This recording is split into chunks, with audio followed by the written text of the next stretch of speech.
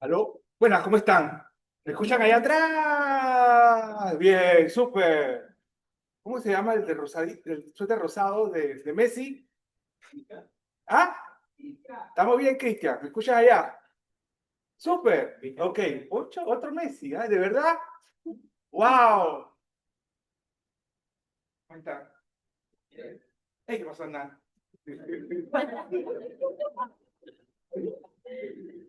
Ok.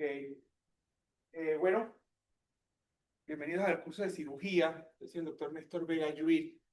Es un placer. Para mí es un placer darle clase a ustedes. De verdad, es así. ¿Qué pasó, Victoria? ¿Cómo estás? ¿Cómo estás? ¿No te pusiste tu suéter de Messi? ¿No te pusiste tu suéter de Messi? Yo no sé. ¿Ah? Ok. Bueno, tengo muchos aquí, gente que conozco de chiquitos. Hemos pasado bastante. Entonces ahora vamos a la parte de ser profesor. ¿Ok? Fui papá, fui tíos de mucha gente aquí. Y realmente me enorgullece tanto una promoción tan grande. Y realmente creo que lo están haciendo bastante bien. Pero para que sepan algo de mí y la historia mía, como decía, como dije, mi nombre es Néstor Vega Llull, me gradué en 1991 en la Facultad de Medicina de Panamá, mucho orgullo. En 1998 termino mi carrera como cirujano en el Hospital San Tomás, luego de haber hecho el internado en el Seguro Social. Después podemos hablar por qué me fui para Santo Tomás. Creo que fue la mejor decisión de mi vida, ser cirujano allá. Eh, Posteriormente, eso fue en el 98, en el 99, entro a contrato en el Hospital Santo Tomás. Desde el 99 empiezo a dar clases en la Facultad de Medicina de Panamá. O sea, desde 1999, o sea, desde antes de comenzar a trabajar, eh, ya yo era profesor. De residencia yo daba clases a los estudiantes, porque siempre me ha gustado hacer esto. Y después voy a decir por qué me gusta dar clases. Posteriormente, como en el 2005, como no tenía nada que hacer, me ponen de jefe de cuarto urgencia del Hospital Santo Tomás, imagínense. 5 años y yo quería tirar cuchillo. No, usted se fue al cuarto urgencia como jefe del cuarto urgencia del hospital más grande. Cuarto urgencia del hospital más grande. Ahí me quedé como unos 7, 8 años y desde ya me cansé. Quiero regresar a cirugía. Quiero ser cirujano, no quiero ser jefe de nada. Tuve un año en cirugía general.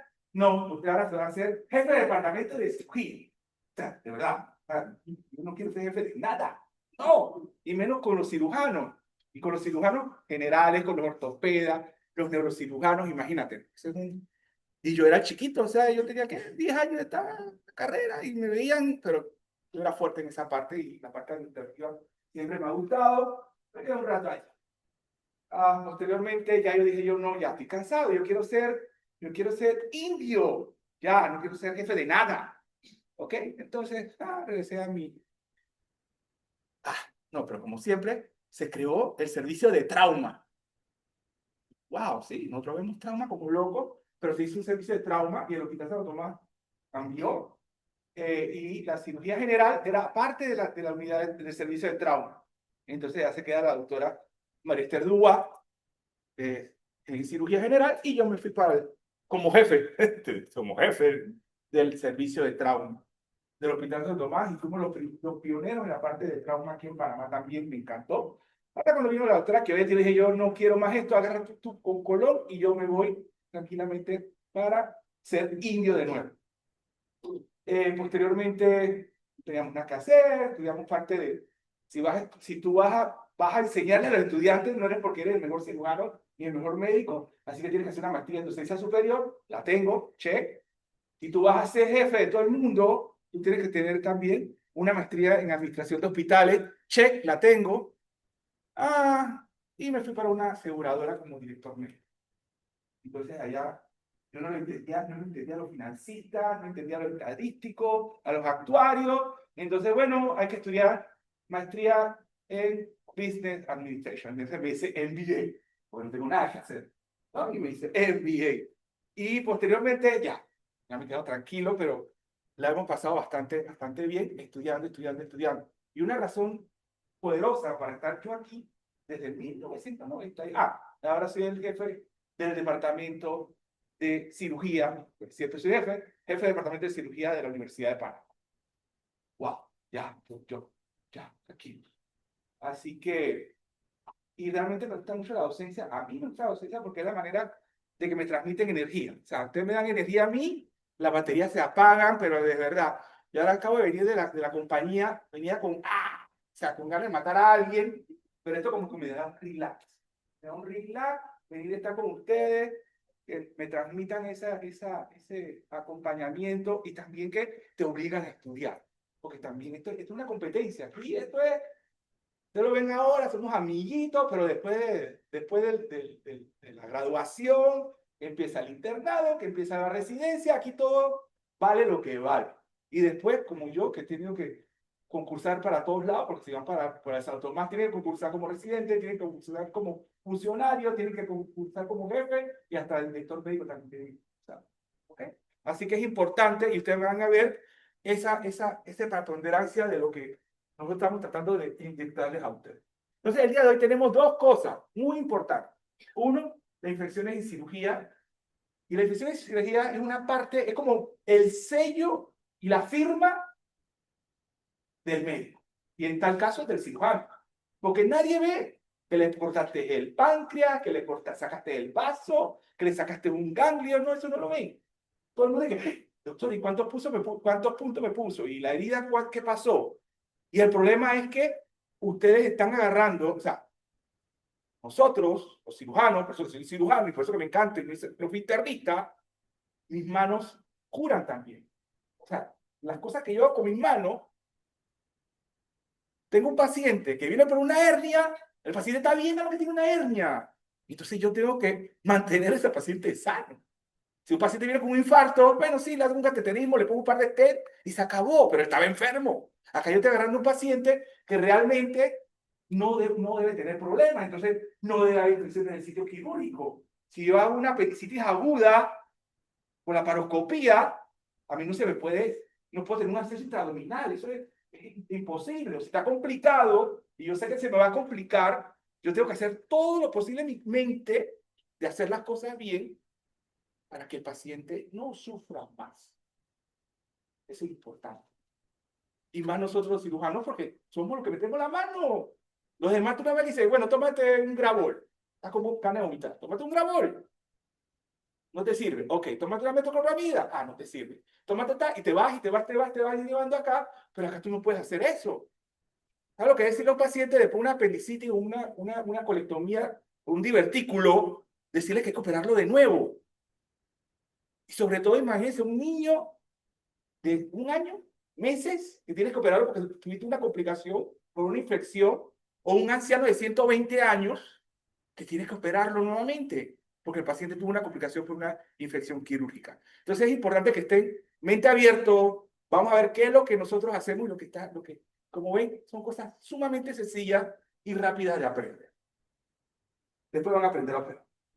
¿Ok? Entonces lo que vamos a ver, el objetivo va a ser básicamente qué es lo que es el sitio quirúrgico. Ustedes siempre han oído heridas quirúrgicas, infección de sitio de heridas quirúrgicas. Bueno, realmente ahora le hablamos de infección del sitio quirúrgico, así como el CDC de Atlanta es que categoriza la infección. Dos, vamos a ver algo rapidito de qué son las infecciones abdominales. Tres, algo que aquí, cuando tú entras intensivo, aquí te invaden con todo. Te meten una subclavia, te meten un catéter arterial, te ponen un PIC para medir la presión intracraneal, y todo eso nosotros lo tenemos que hacer, ¿ya? Poner una sonda también es importante. ¿Cómo la vas a colocar? Una sonda urinaria es importante. ¿Cómo vas a colocar una sonda nasogástrica? Todo eso produce problemas y pueden producir problemas en cirugía. Y lo más importante, uso adecuado de antibióticos. Puede haber, yo sé que aquí puede haber gente que su familia es infectólogo, pero yo lo que digo, o sea, cuando hay charlas de infectología o de antibióticos, hay un cirujano aquí y hay un infectólogo acá, yo me voy por el cirujano. De verdad. O sea, el infectólogo te va a decir, bomba, va con una bomba a matar todas las cosas. Pero nosotros estamos un poquito más tranquilos, vemos, tenemos que hacer estas cosas, ellos lo ven de otro punto crónicamente, pero nosotros lo vemos desde un punto de vista amplio. Entonces, eso es el objetivo que estamos viendo. Entonces, todas las cosas tienen su consecuencia. Yo creo que vamos a quedar ahí. El que erra en esta procesión, son dos consecuencias importantes. El paciente se puede poner peor porque le hace un diagnóstico inadecuado. O dos, le das un tratamiento inadecuado. Puedes tener diagnóstico, pero no le sabe el tratamiento. Entonces, las consecuencias de esto es que el paciente aumenta la mortalidad. Si yo tengo infecciones, me va a aumentar la mortalidad. Luego de un procedimiento quirúrgico, tengo que hacerle alguna otra cosa, tengo que operarlo de nuevo, tengo que drenarle por una tomografía el absceso que se quedó allí. Bien, o sea, a nadie le gusta, la gente nada más que quiere entrar y salir. Paciente que se me queda a mí más de 5 días, me voy poniendo nervioso, no puede ser. Una sepsis se puede morir del paciente, desde una sepsis a una difusión multiorgánica, porque la sepsis pueden fallar los órganos del cuerpo. Y ustedes ven ahí que es una difusión multiorgánica. Por ahí le deben haber hablado de falla. Falla se murió, falló el corazón, falló el riñón, falló la médula ósea. Ahí hay falla, ahí no return, falló. Pero cuando hablamos de disfunción, hay un punto en el cual sí tú puedes retornar con ese paciente. Tiene una disfunción renal, se te sube la creatinina, se te sube el hidrógeno urea, tiene una insuficiencia renal, pero si tú lo tratas bien, el paciente va a retornar. Ah, el paciente tiene una neumonía, sí, tiene una falla pulmonar, sí, pero el paciente tú dando adecuadamente el apoyo ventilatorio del paciente, entonces él puede retornar nuevamente de esa disfunción. Entonces hay que tener bien cuidado de cómo tú manejas lo que es una disfunción multiorgánica versus una falla multiorgánica. Y lo importante es que en Estados Unidos, aquí no sabemos ni cuánto, son 30 millones de pacientes en todo el mundo, vemos problemas de sepsis en los pacientes. O sea que es un problema de salud, un problema de salud. Entonces, estos bullets que están aquí, los spots estos que tenemos acá, básicamente es que tenemos que tener, como yo le decía, un paciente en el cual, ejemplo, tiene una hernia, un paciente que tiene un lipoma, un paciente que tiene un bocio, o que tiene un lipoma de la mama, esos pacientes prácticamente están bien.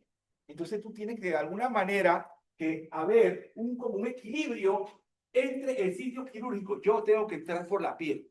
Yo voy a entrar por la piel, ya sea por cirugías grandes, por cirugía pequeña, y nos vamos con la cirugía pequeña y entramos a la laparoscopía, y por último nos vamos a la robótica, que son más pequeñas.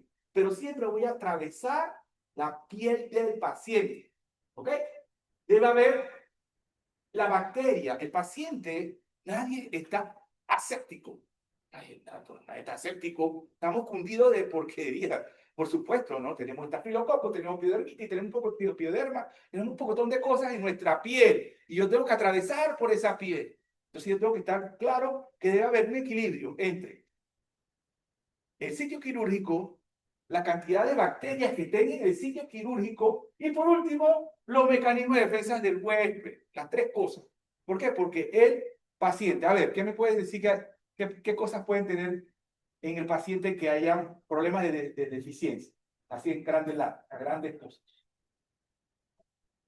¿Qué? Diabetes. Sí, esa es la clásica. Perfecto, un paciente diabético tiene problemas, pero si tú tienes, ya sabemos, después de esta clase, un paciente que tenga una glicemia por debajo de 200 se comporta igualito como si fuera un paciente no diabético. Un paciente con malnutrición, un paciente con anemia, un paciente que tenga 78 años, o un paciente que tenga problemas de corazón, esos pacientes que tienen ciertos problemas en su parte inmunológica. O que tenga una infección en la orina y vas a hacer una ecografía, ya tienes una infección, ya el organismo o la respuesta del huésped está sobre la infección de orina. Y entonces ahora tú le vas a meter, te lo vas a poner una hernia, entonces el organismo no sabe por dónde agarrarse. Entonces, enseguida hay un desbalance. Entonces, estas tres cosas deben estar como en el zen. En un zen, tranquilo, equilibrio y revisar. Y eso es lo que ustedes deben pensar cada vez que van a operar a un paciente. Porque si inmediatamente tenemos un desbalance entre ellos, la cantidad de bacterias que yo tengo, la virulencia y la resistencia del huésped, yo lo debo tener en un equilibrio. Sin embargo, si se tira a uno o para el otro lado, inmediatamente voy a tener una infección del sitio quirúrgico. ¿Alguien quiere aportar algo o preguntar algo? ¿O estamos bien claros? ¿Estamos bien? Súper. Entonces, vamos a ver qué provoca esa infección del sitio quirúrgico. Recordando que el sitio quirúrgico estamos hablando de los pacientes de las heridas quirúrgicas que se llamaban anteriormente. Entonces, el 20% de los pacientes que se hospitalizan, aunque tú lo operas, puede producirte algún tipo de infección del sitio quirúrgico. Y ustedes van a ver que esos pacientes que tienen infección del sitio quirúrgico aumenta en 11 veces la mortalidad en aquellos que no tienen infección del sitio quirúrgico. Y por último, eso va a prolongar ¿qué? La hospitalización, la visita al cuarto de urgencia, readmisiones y tienes que hacerle otro procedimiento. Que realmente los costos se disparan. Y eso, ningún país, menos Panamá, que no tenemos plata ni para hacer más de 4 cosas, entonces no podemos estar tratando con esas infecciones del sitio quirúrgico. Entonces, el CDC de Atlanta, no sé si se ve bien o... Puedes apagar adelante, ¿no? ¿De manera? ¿Se ve bien? Apagó. Me duele. Ahí, vamos a ponerse. Entonces, vamos a ver, el CDC de Atlanta y los que vigilan todo esto han clasificado las heridas. Las heridas se clasifican en 4 modalidades. Las limpias, que tienen una tasa de infecciones entre 1,5 a 5,1. Las limpias contaminadas, 7,7 a 10,8. Las contaminadas y las sucias. Esas son las 4.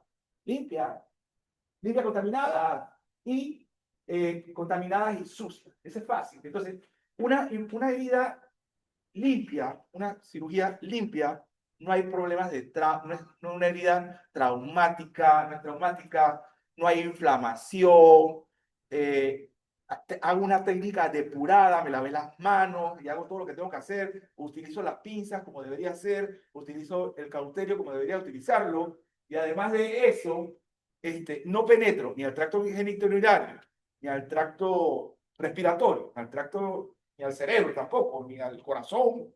Entonces, eso se cataloga como una herida limpia para esa cirugía. Ahí me puede decir un ejemplo de una cirugía limpia.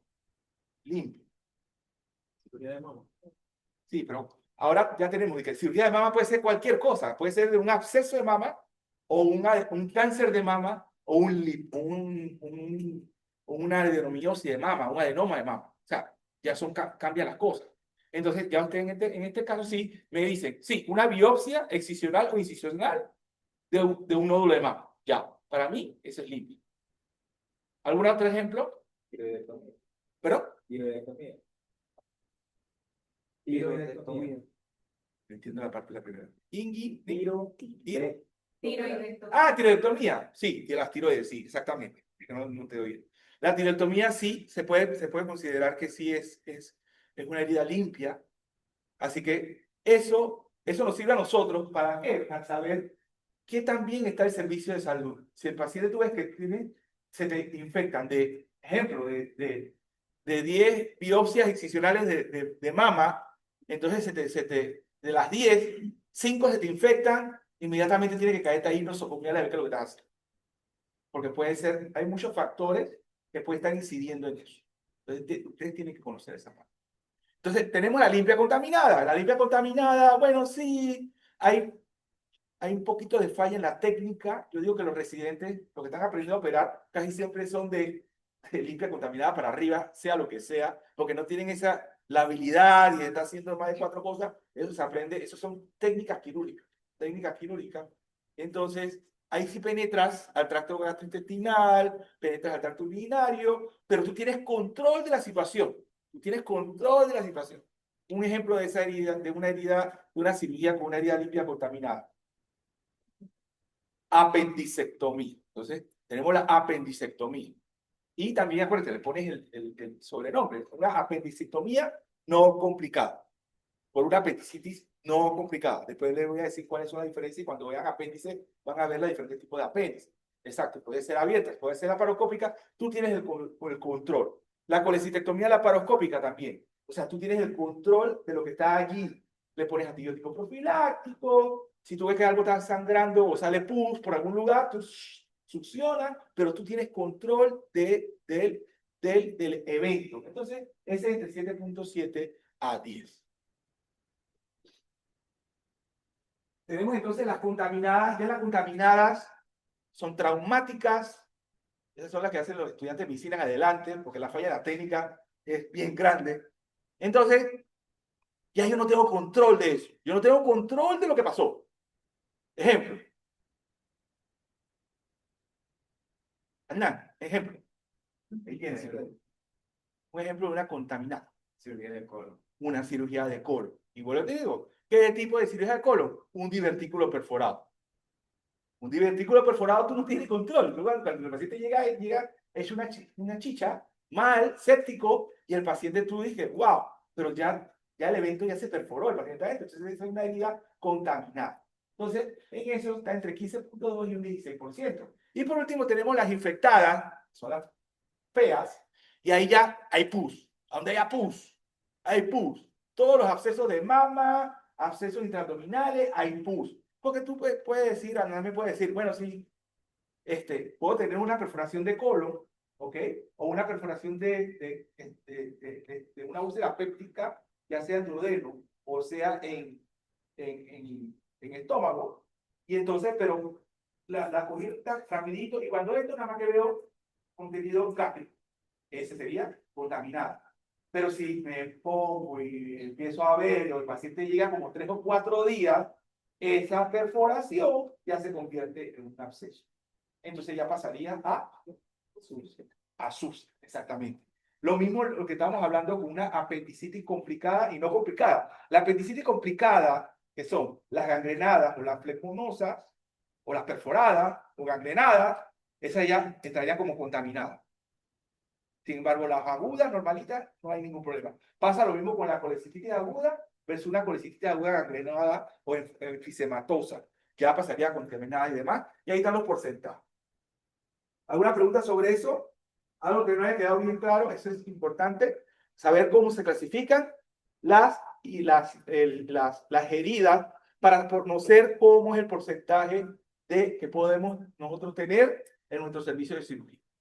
Posteriormente, se ha clasificado la herida y lo que dice, bueno, toda herida contaminada y sucia, uno puede ver, y ustedes lo van a ver, estos pacientes para tratar de disminuir la frecuencia de infecciones del sitio quirúrgico, le damos antibióticos profilácticos o dejamos la herida abierta. Entonces, ustedes van a encontrar en algunos pacientes, por lo menos una apendicitis aguda perforada. Nosotros dejamos la Rocky Davis, si la hacemos abierta, dejamos la herida abierta para ir tratando de bajar el riesgo la cantidad la concentración de bacterias, y después le explicaré cómo vamos haciendo eso, pero la dejamos abierta. Porque pues, si la sabemos, si la cerramos y decimos que hasta un 50% de 10 que yo cierra, 5 se van a infectar. Y se me puede complicar con una fascitis necrotizada. Así que no es muy buena idea, así que déjala abierta y deja antibióticos. Y ya, y a los 5 días lo que hace eso es cerrar. Y vamos a ver más adelante cuando hablemos de la gente. Entonces, las infecciones en cirugía. Las infecciones en cirugía tienen 3 categorías. Ya estamos hablando de la infección. Anteriormente vimos cómo se clasificaban los diferentes tipos de heridas dependiendo del evento quirúrgico que tenía. Pero aquí ocurrió la infección. Aquí tenemos la infección. Entonces tenemos la infección superficial y profunda, ¿ok? Y la de órgano y espacio. Esas son las tres clasificaciones y vamos a ver rápidamente cómo se categoriza cada uno. Y entonces vemos que la infección del sitio quirúrgico superficial va a aparecer hasta 30 días posteriormente del evento. Si yo hice una herniorrafia inguinal y el paciente tiene la infección a los 15, 20 días, es producto de la herida, del evento. Por eso que también eso les sirve a ustedes para ver los seguimientos de resultados de un paciente. Si el paciente tú ves que el paciente te dice que no, pero es que yo lo hice sin guante y sin cubreboca, no le puse antibiótico, y yo ahí le hice la herniorrafia, y a los 5 o 20 días el paciente no tenía nada. Yo dije, no, me gusta que ya, usted vote en ese estudio porque realmente usted sabe bien que para ver esto tiene que ser llegar al tratado. Lo otro es que afecta solamente la piel y tejido celular subcutáneo. Nada más. Por eso que es superficial. Posteriormente también, si hay pus, esto está fácil, si hay pus, si hay cultivo positivo de lo que tú tomaste allí, o también cuando el cirujano, pues también se las comen, el cirujano lo ve y que wow, abre la herida porque yo creo que está abierta y no encuentra nada, nada más que es puro susto. Bueno, te la ganaste porque con solo abrir esa herida ya se considera que está infectado. ¿Ok? Así que no debe estar abriendo a cada rato eso. ¿Ya? Y también rubor, calor y todas estas cuestiones inflamatorias. Y acuérdense, solamente es piel y subcutánea. Posteriormente, aquí, vemos acá, sería la superficial sería piel y tejido celular subcutáneo. Aquí llega. ¿Ok? Hasta aquí. Y esa es la más fácil, no tenemos tantos problemas. Sin embargo, cuando ya la tenemos más profunda, es decir, por debajo de la fascia o por debajo del músculo, ojo, porque ya podemos entrar a una fascitis necrotizante, algo que la gente no quiere. A mí no me gusta eso. Entonces, esa sí va de 30 días, pero si al paciente tú le pusiste, ejemplo, le pusiste una malla, o era un paciente que tenía una aneurisma de la aorta y le pusiste un stent en la aorta, o el paciente tenía una coronaria tapada y le pasaste otro stent a nivel de la aorta, la coronaria, también ya una infección en ese sitio se considera profunda porque va hasta un año, va de 30 días, pero si le colocas alguna prótesis, va hasta un año. Ejemplo, y ahora nosotros a todas las hernias normalmente le ponemos una malla. Así que las infecciones profundas van, cuando le pones una malla, yo la puedo encontrar hasta un año. Así que hay que hacer un seguimiento del paciente en caso de que tenga algún tipo de infección. Y lo demás es la misma cosa, si hay licencia, si cogiste el cultivo y te salió alguna bacteria, o cogiste una biopsia del sitio y encontraste que tenía una infección, bueno, tiene una infección, se acabó. Entonces, como ven, ya sería esta parte, es profundo, aquí, superficial, y acá sería profunda. Y ahora vamos al órgano y espacio. El órgano y espacio lo mismo pasa en pacientes en los cuales está fácil. Ya estás dentro. No estamos hablando ni de la piel ni de los planos musculares. Estamos hablando dentro del abdomen. Dentro del abdomen.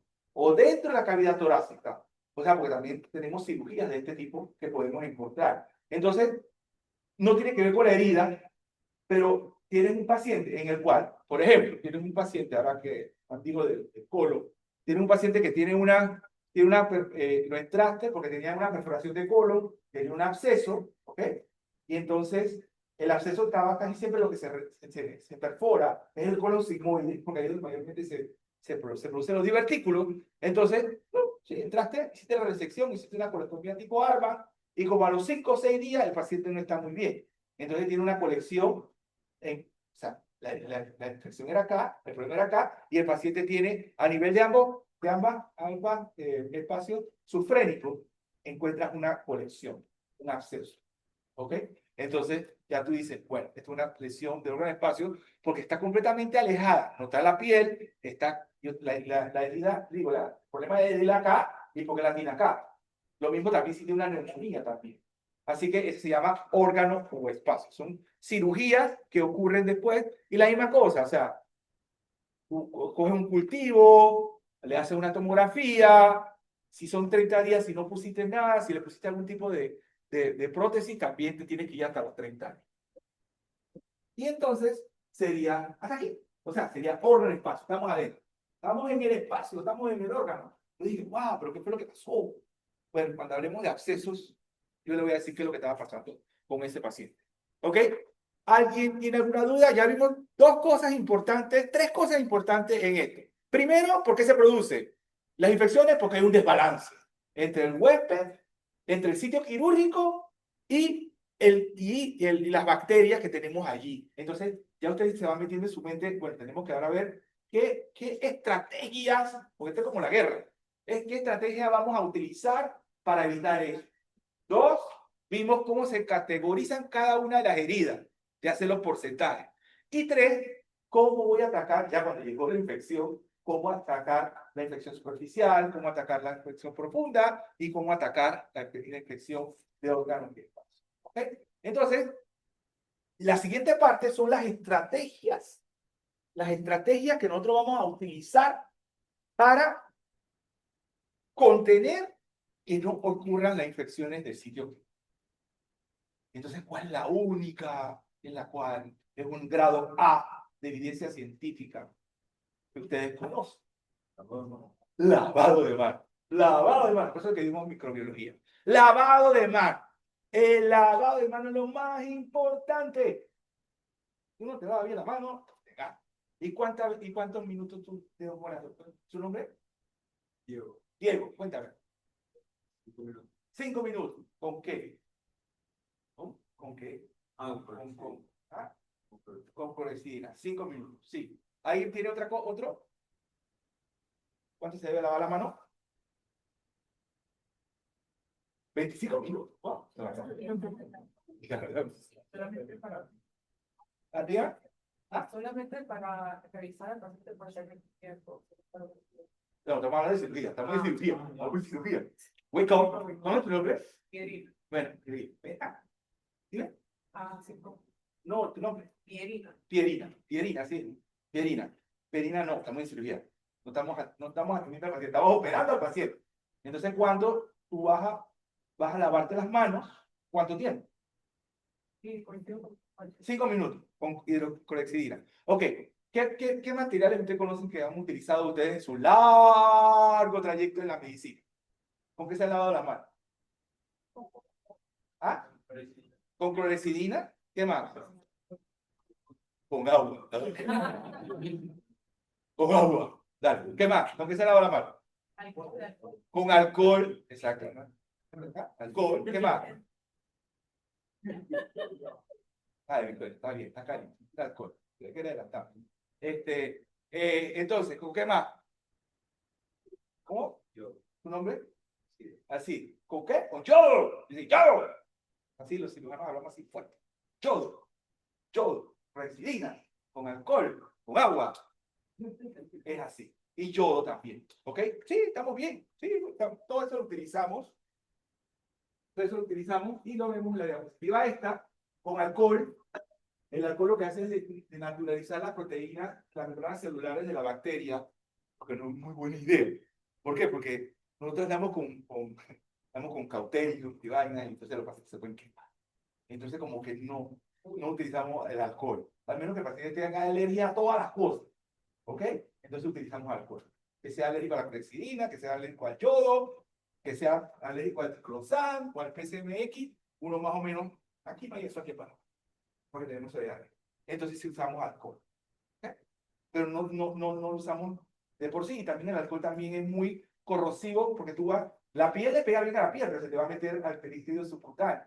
Y entonces eso produce muchos problemas en el subcutáneo. En la piel, échenle lo que usted quiera. Hasta quitar si quieren, pero ya ahí dentro no pueden meter esa cosa. ¿Ok? Entonces, tenemos la clorexidina. La clorexidina también, la clorexidina mata la membrana celular y destruye la membrana celular de la bacteria. Entonces, lo bueno de la clorexidina es que el efecto es residual. Es decir, no 5, 10 minutos. 10 minutos. O sea, tú te puedes ir hasta 10 minutos en el primer lavado. El primer lavado del día. Te vas hasta 10 minutos. Y se ha visto que cuando se hacen cultivos posteriormente a la cirugía, si no se ha roto el guante, la cantidad de bacterias son menores. Es decir que, en base a estos estudios, tú te haces el primer lavado 10 minutos, pero los otros lavados son 2 minutos. 2 minutos. 2 minutos. A menos que estés en proctología, que estés en un poco de ustedes saben qué, ¿no? Pero no, pues si tú estás en un programa en el cual son puras hernias, la primera 10 minutos, la otra son 2 minutos. Tienes que para 10 hernias, 20 hernias, y lipoma y cuestiones, tú te vas 2 minutos. ¿Por qué? Porque el quirófano es muy, muy importante. Lo otro, bueno, si no tienen clorexidina, pueden utilizar yodo. Pero el yodo, se hizo un estudio interesante en estudiantes de medicina, y entonces se lavaban con yodo y le hicieron un centelleo de tiroides y eso parecía un semáforo. O sea, y no sabían por qué el estudiante estaba andando como muy rápido por ahí y era que estaba cogido en el yodo, así que no es muy bueno, si no hay otra cosa, ni modo. Pero es importante la clorexidina. ¿Han visto el Avagar?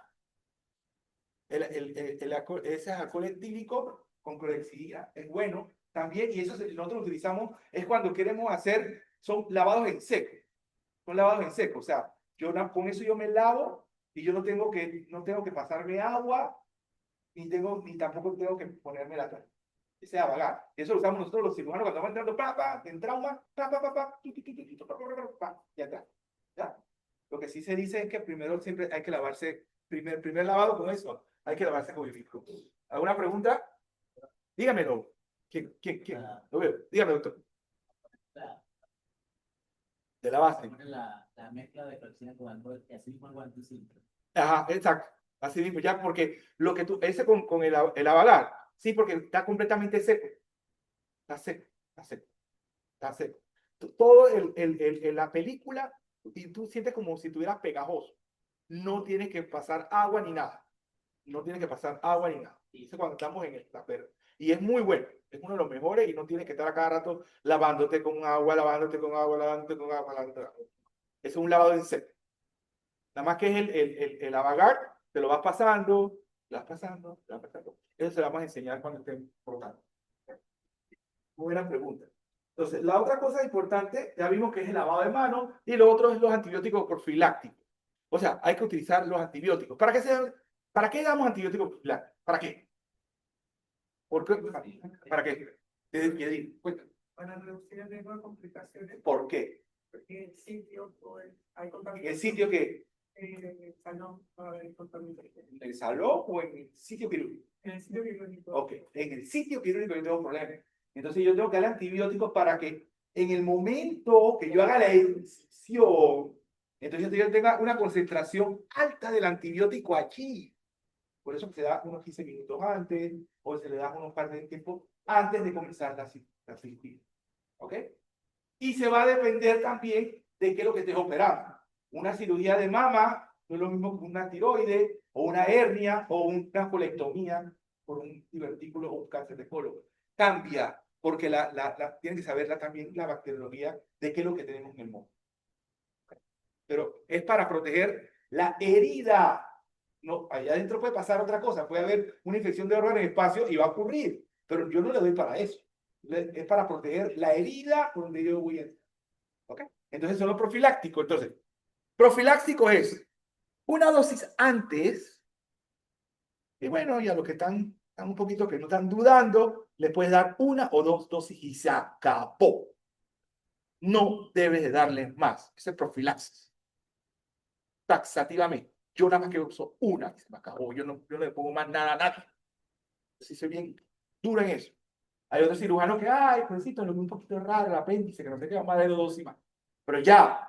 Sin embargo, si ya tú le vas a dar más de esas 3 dosis, ya no es profilaxis, es tratamiento. Y te tiene que ir a 5 o 10 días para evitar la resistencia y todas las cosas que tuvieron un problema. Y así es fácil. Dígame, Eli. En el caso de inmunosupresivo, Ajá. la profilaxis es igual. La profilaxis es igual, exactamente. La profilaxis es igual. ¿Por qué? Porque si no es lo mismo, ojo, y ella le acaba de decir, si yo tengo un paciente inmunosuprimido, si yo le voy a hacer algo electivo, yo tengo que mejorarle toda la inmunosupresión al paciente. Lo tengo que llevar lo mejor posible. Y lo voy a ayudar con eso. Pero todo electivo lo voy a manejar igualito con el mismo script. El problema es cuando es una urgencia. En la urgencia no puedo decir que, bueno, sí, está inmunosupreso, vamos a ponerle esto, vamos a hacer lo otro. No puedo. Entonces, estamos hablando de pacientes electivamente. Y es así también lo mismo. Si yo tengo un paciente electivo, yo en trauma, le metieron 20 tiros en el abdomen, tiene el intestino roto, tiene el intestino delgado roto, tiene el vaso roto, tiene el páncreas roto, tiene todo roto para adentro. Entonces, ese paciente, yo le pongo profilaxis, pero voy a seguir como si fuera tratamiento. Porque yo ya eso no estaba todo regado, era contaminada, era una herida contaminada. Entonces yo tengo que darle tratamiento de antibiótico por los 5 o 10 días. ¿Ok? ¿Alguna pregunta? Eso quiero que quede bien claro. ¿Ok?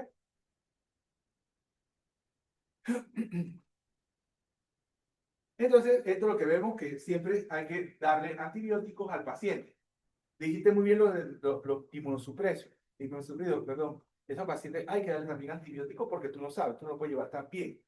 Estos pacientes también que tengan tres diagnósticos al ingreso. Un paciente que sí tiene una hernia inguinal encarcelada, que la van a operar, y el paciente tiene hipertensión, y hipotiroidismo, y tiene diabetes, ese hay que darle. Lo otro es la edad. La edad la edad de 70 años también es importante. Otra cosa que nos preocupa de manera es el tiempo que ha estado el paciente en el hospital. Eso ustedes lo van a ver en la privada, pero un paciente, imagínate un paciente de 80 años se fracturó la cadera y tiene que verlo Raimundo y todo el mundo en el hospital para operar a ese paciente. Eso coge como 2 semanas aproximadamente en la parte institucional. Entonces, todas las bacterias que el paciente trajo de su casa, de Cerro Viento, se quedaron allá. Y ahora el paciente después de 2 semanas, adivina qué bacteria tiene, la de la sala de ortopedia de Santo Tomás. Entonces cambia la bacteriología en la piel y los ortopedas no saben por qué se le infecta la herida. Ya sabes por qué, por eso, porque el paciente está ahí. Por eso que en la privada ellos no va entrando y le caen encima y ya tú lo estás esperando al día siguiente. Pero en el seguro social en Santo Tomás tiene que verlo, que si el endocrino, que si el otro, que si transporte, o sea, un poco donde gente se queda bastante bien. ¿Ok? Y más o menos se tiene 70 años. De velocidad a esto. Entonces tenemos, como les decía, ok, son categoría 1A. Ustedes saben bien los grados de evidencia. Uno tiene que hacerlo porque si no te van a meter preso si no lo haces. ¿Okay? Entonces, el 1A, si el paciente tiene, estamos hablando electivamente, si el paciente tiene una infección, tú no lo operes, no lo debes operar. Si el paciente dice que, pero doctor, estoy resfriadito, no lo operes.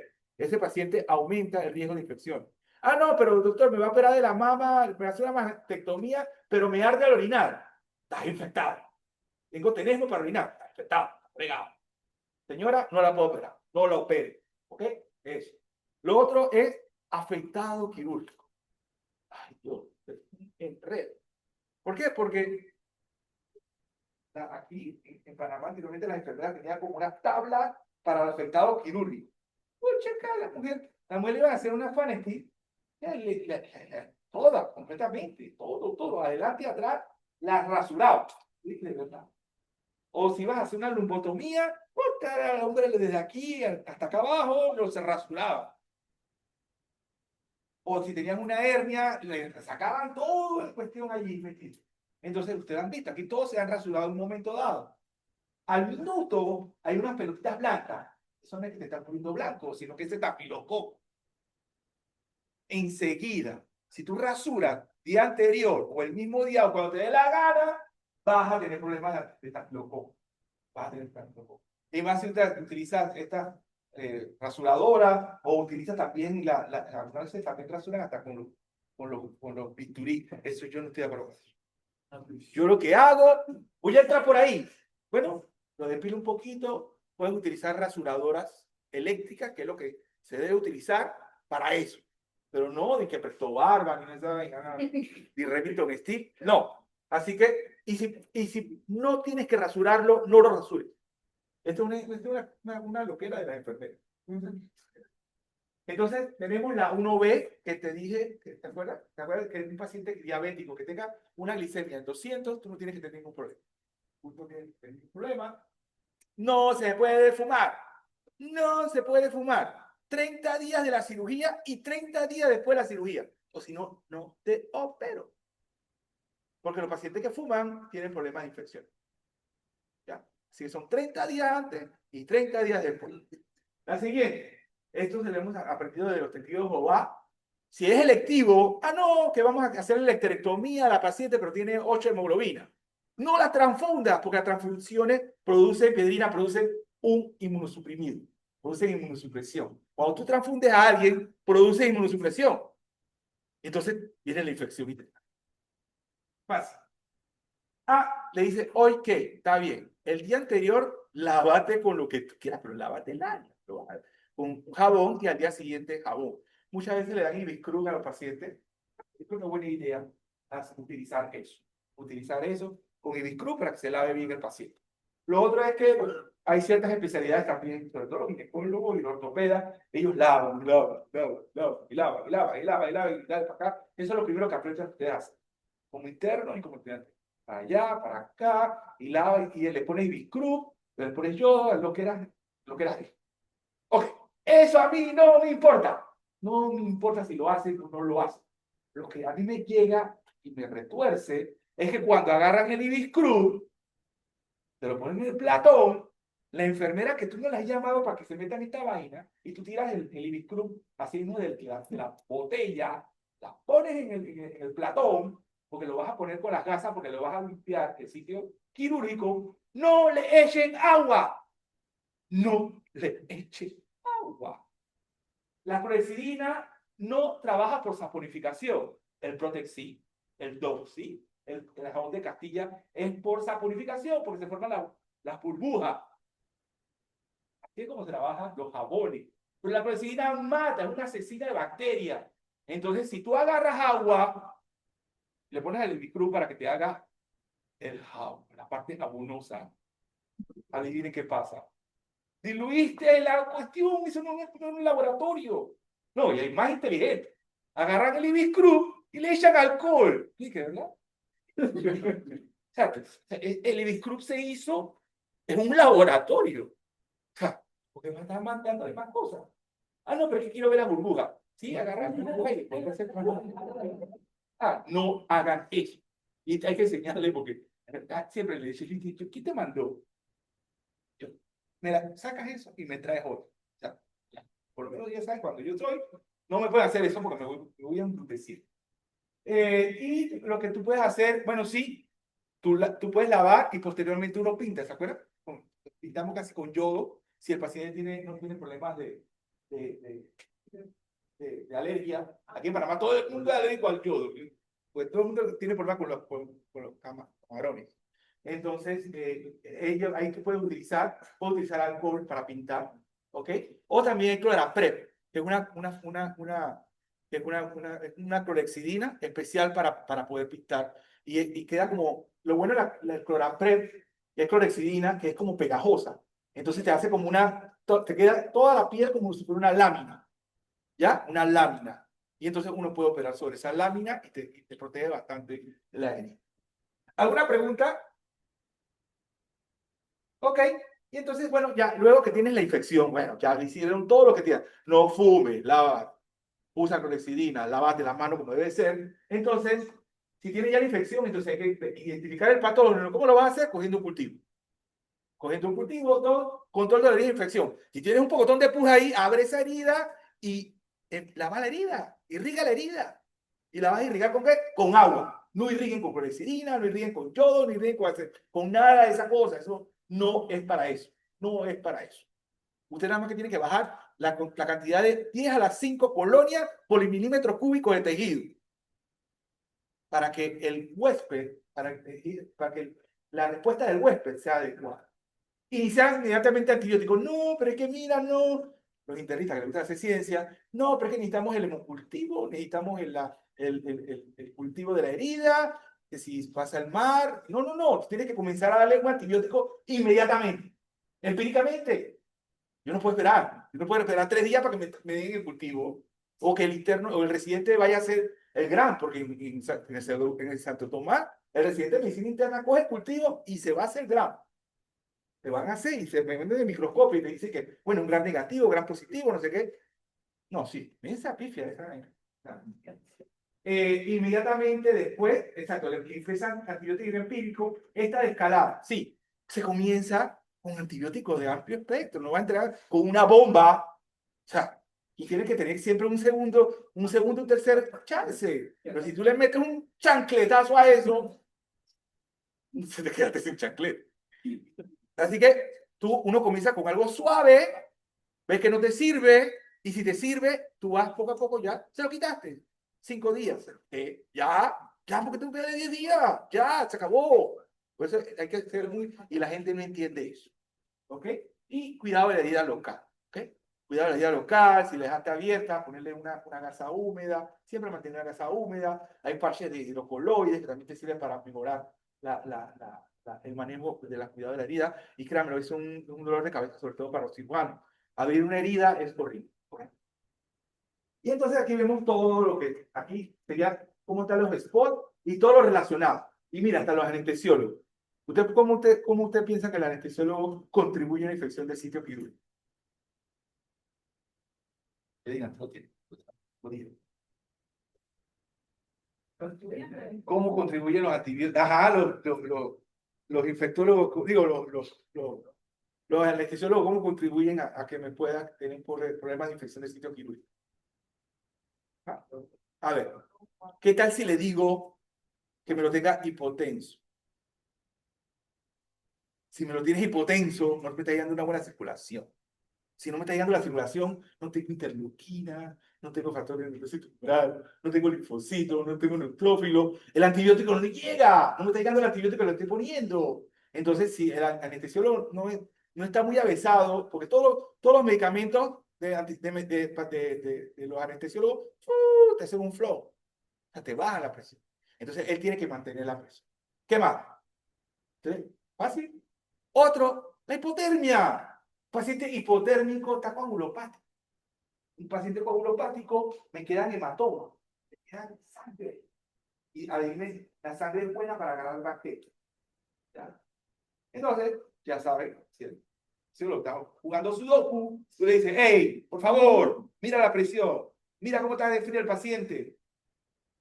Hay que poner antibiótico profiláctico. O sea, todas esas cosas, hay una buena comunicación entre nosotros y ellos también tienen una responsabilidad. Y ella está entrando y saliendo también, porque también me abre la puerta y okay, ahí está la parte. Y ahí vemos que todas las cosas que juegan parte. Vamos para. Entonces, bueno, tenemos las infecciones abdominales y como ven, los abscesos intraabdominales se dividen en abscesos intraabdominales primarios, retrasados y secundarios. Y casi siempre lo que vemos acá es fácil. En el primario hay una ruptura, tengo una apendicitis aguda, tengo un divertículo perforado de Adnan, y tengo también un paciente que tuvo una perforación de víscera hueca. Entonces, estos pacientes tengo un absceso primario. Los abscesos primarios retardados es cuando yo hago una anastomosis.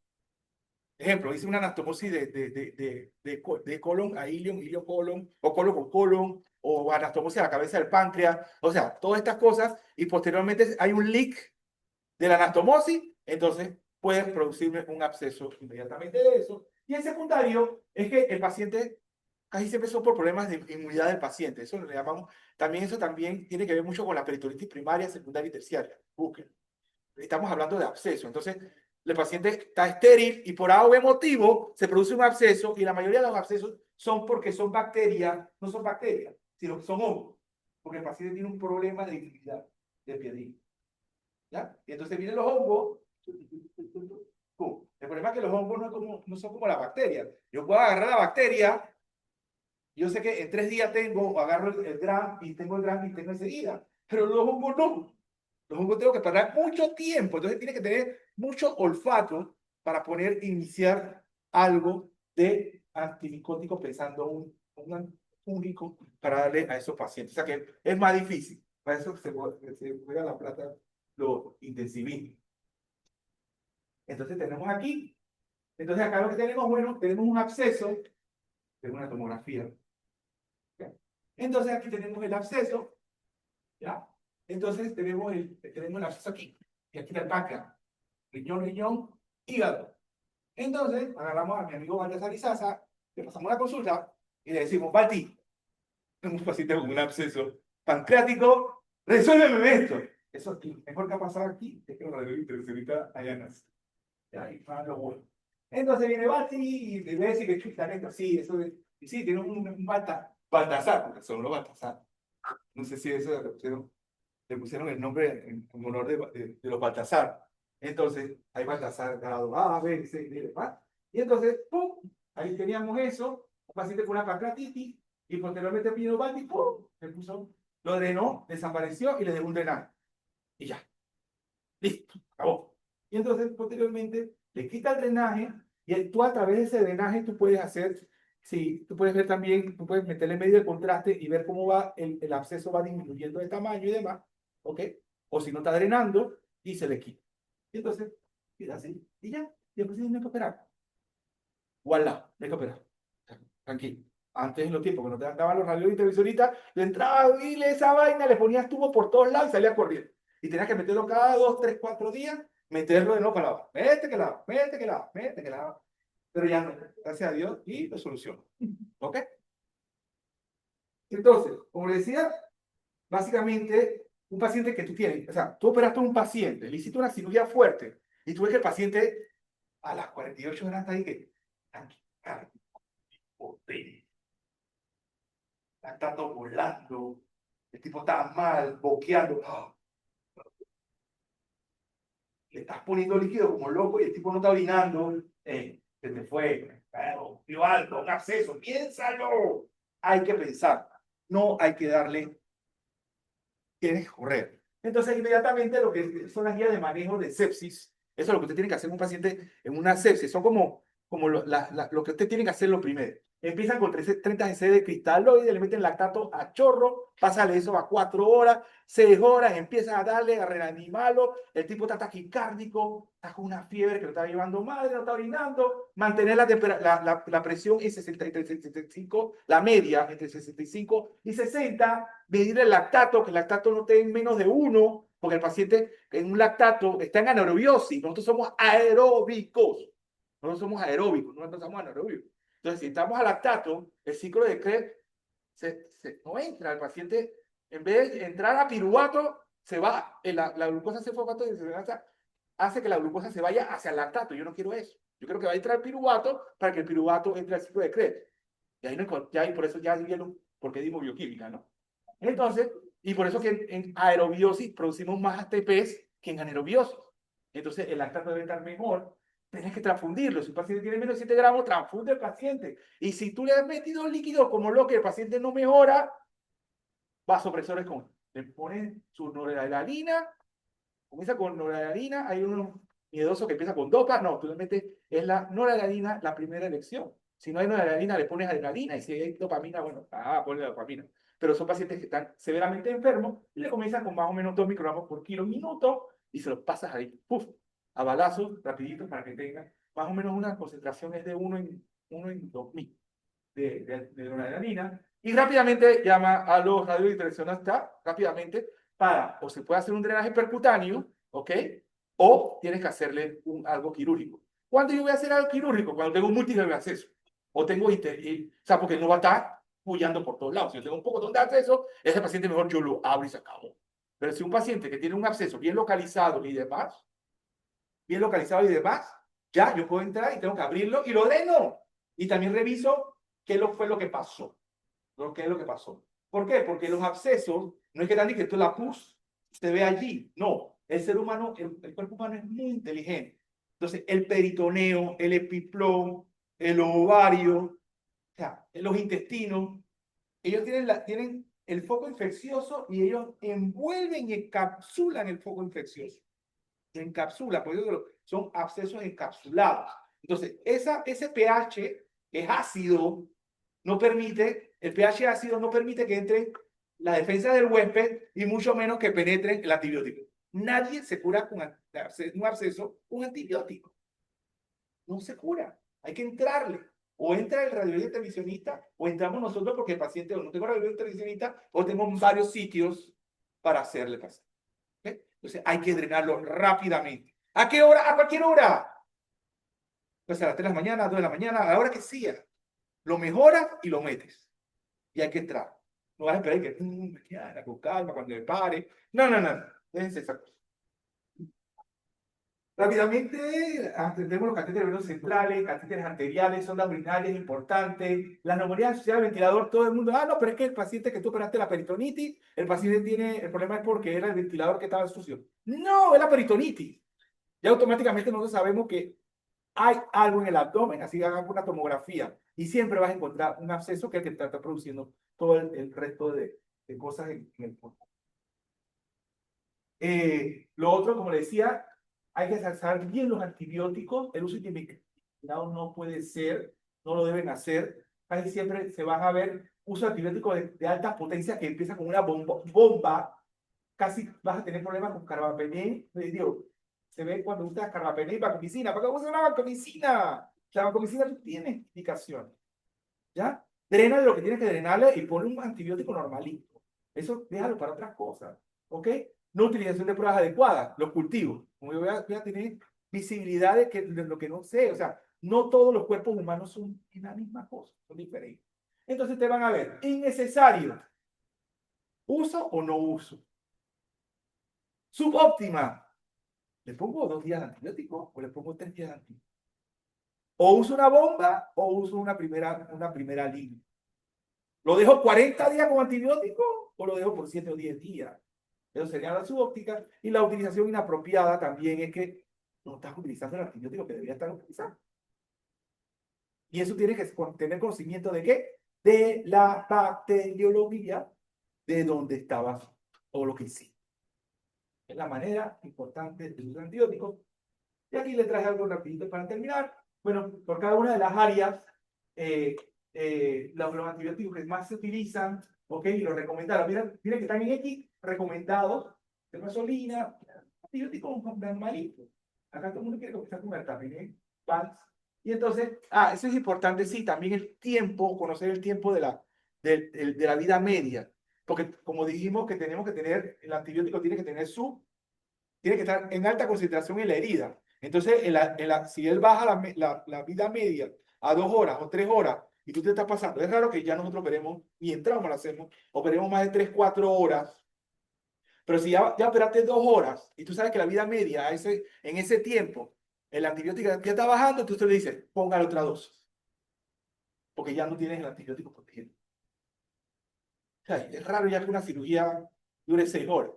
Yo diría a los neurocirujanos, ya pasan diciendo cosas, pero acuérdense de poner el antibiótico. Ya casi ni en trauma ni en cirugía general no te hacen cirugía de tanto tiempo. Gracias a Dios. ¿No? Así que ya tú ya dices, bueno, ya uno tiene que saber esto, de que tiene que poner otra dosis de antibiótico. Y ese profiláctico todavía. Porque no termina hasta cuando termina. Ok, ¿alguna pregunta? ¿Algo que no haya quedado claro? ¿Algún aporte? ¿Algo que lo que estudiaron allá en la Mayo? ¿Lo que rotaron en la Mayo? ¿Nadie rotaron en la Mayo? ¿No? Siempre me sale aquí.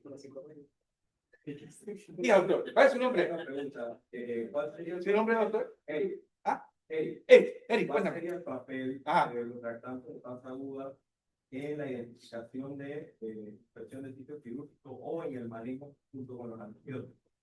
El B, PCR. Sí, para mí, la cura. Soy tóxico con eso. Porque primero le van a decir PCR. ¿Cómo está el PCR matar? Y una broca fatal. Entonces, aquí lo importante es qué es lo que tú hiciste, ¿ok? ¿Qué es lo que tú hiciste? ¿Qué te encontraste? ¿Y cómo está el paciente? Coño, si el paciente yo veo, si el paciente yo veo que el paciente está taquicárdico, está todo reventado, está todo, no, o sea, clínicamente está mal, y que bueno, vamos a sacarle la oxitocina para ver si tiene sepsis. ¡No tiene sepsis! ¡Tiene sepsis! ¿Y se recuerdan qué es lo que es un CIRS? ¿Sí es un leucocito? Los gases arteriales del paciente, ¿ok? La frecuencia del paciente, aunado a un sitio, algo que está infectado. Ya. Ay, sí, vamos a sacar y va bajando la progesterona. Y no, tú vas antes de yo. ¿Por qué? Porque esta parte primero son altamente inespecíficas. Altamente inespecíficas. Ahí acaba de llegar una que se me acaba de... Yo ni quiero saber más de eso. Llegó una y dije, esta es la mejor que la propia. Entonces dije, pero ¿tú no estás seguro si el paciente está con fiebre? Le hicieron una recesión de colon y está distendido así. ¿Estás seguro que tiene algún problema? Vamos a sacarle la proca. No. Sí, te puede servir cuando las procas, yo sí y cultivan eso. La proca a mí me hace definir entre un CIRS versus una sepsis. ¿Ya? ¿Sí es fácil? Es fácil. Lo que lo hago, pues, porque tu paciente está, sí, una pancreatitis, y el tipo está mal, y ay, y todo el mundo, pero mira, tiene una sepsis, no, tiene un poco de cosas, pero está seco. Está aséptico ese momento, le da una proca y ya todo el mundo queda bien. Pero, o sea, nadie le va a poder, y eso, metan en su mente. Tú cuando vayas a juicio, tú no vas a decir, no, pero es que, no, la proca estaba baja. También todos estos refractantes de fase aguda, aptoglobina y todo eso estaba abajo. Ya. Entonces el juez te va a decir, pero entonces, ¿qué es el...? No sé por qué, porque tenía una sepsis, pero los laboratorios estaban bien. Los laboratorios estaban bien. Te va a decir, no, papá, no. Créeme. Y más si yo soy el que estoy del otro lado del juicio, te voy a decir, no. Siempre hay que ser la clínica en esta cosa. Te sirve para tu mental, tu paz mental y para darle plata a la casa farmacéutica. Pero aquí lo más importante es eso, o sea, que tú antes que te pongas a estar viendo ese laboratorio, porque el laboratorio te da como una falsa apariencia de total. No dice, doctora, allá atrás alguien quería te decir algo. Doctora, su nombre es... ¿Ah? Nuria. Juni. Juni me cae bien, porque es china. Así que está... Juni, cuenta.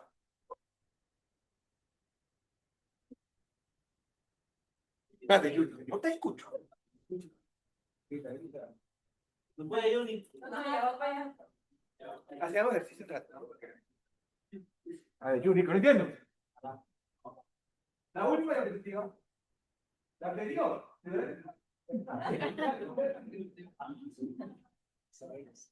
Ah. Ah.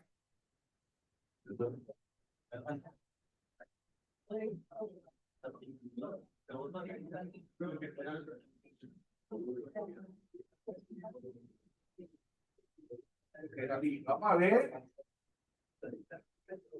Vamos a ver cicatrización, cicatrización y demás. Ok. Lo que vamos a ver es, ahora vimos las infecciones. Ahora rápidamente vamos a ver cómo es el proceso de cicatrización. Cómo ayudar al proceso de cicatrización y que este se lleve a cabo adecuadamente. Entonces, básicamente, la cicatrización es la respuesta de los tejidos ante alguna lesión, sea provocada por el médico, o sea autoprovocada por el paciente, o provocada por alguien que le haya metido una puñalada. ¿Okay? Como en estos días que, de verdad, me llaman a las 2 de la mañana, que un paciente estaba cocinando y se cayó en el cuchillo y se lo metió en el abdomen. A las 2 de la mañana, yo de verdad. ¿Qué hacías a las 2 de la mañana cocinando? Se tropezó, dice que tropezó y... Yo de verdad. Y cierto, no tenía nada por hacer. Ok, entonces vemos toda la parte esta de cicatrización. Aquí vemos un paciente quemado o con una lesión básicamente por aplastamiento. Y allá adentro también, la cicatrización también, esta es una cirugía laparoscópica, se forman unas bandas fibrosas dentro del abdomen. Pero también muchas veces lo vemos en los pacientes que tienen perihepatitis por gonococo, que tienen perihepatitis por gonococo, entonces en el hígado se forma esa adherencia y también eso tiene que ver con la cicatrización. Y el problema es que si tú no controlas esa adecuada cicatrización, se produce un queloide. A nadie le gusta queloide. ¿Cierto? Queloide. Hay personas que por su contextura, por su genética, por lo que sea, produce el queloide. Haga lo que haga, te va a hacer queloide. Hay otros que sanan la vitamina. Pero entonces uno siempre hay que hacerle hasta una historia de cómo es que el paciente tiene el proceso de cicatrización. Entonces, el proceso de cicatrización es algo bien dinámico y bien bonito.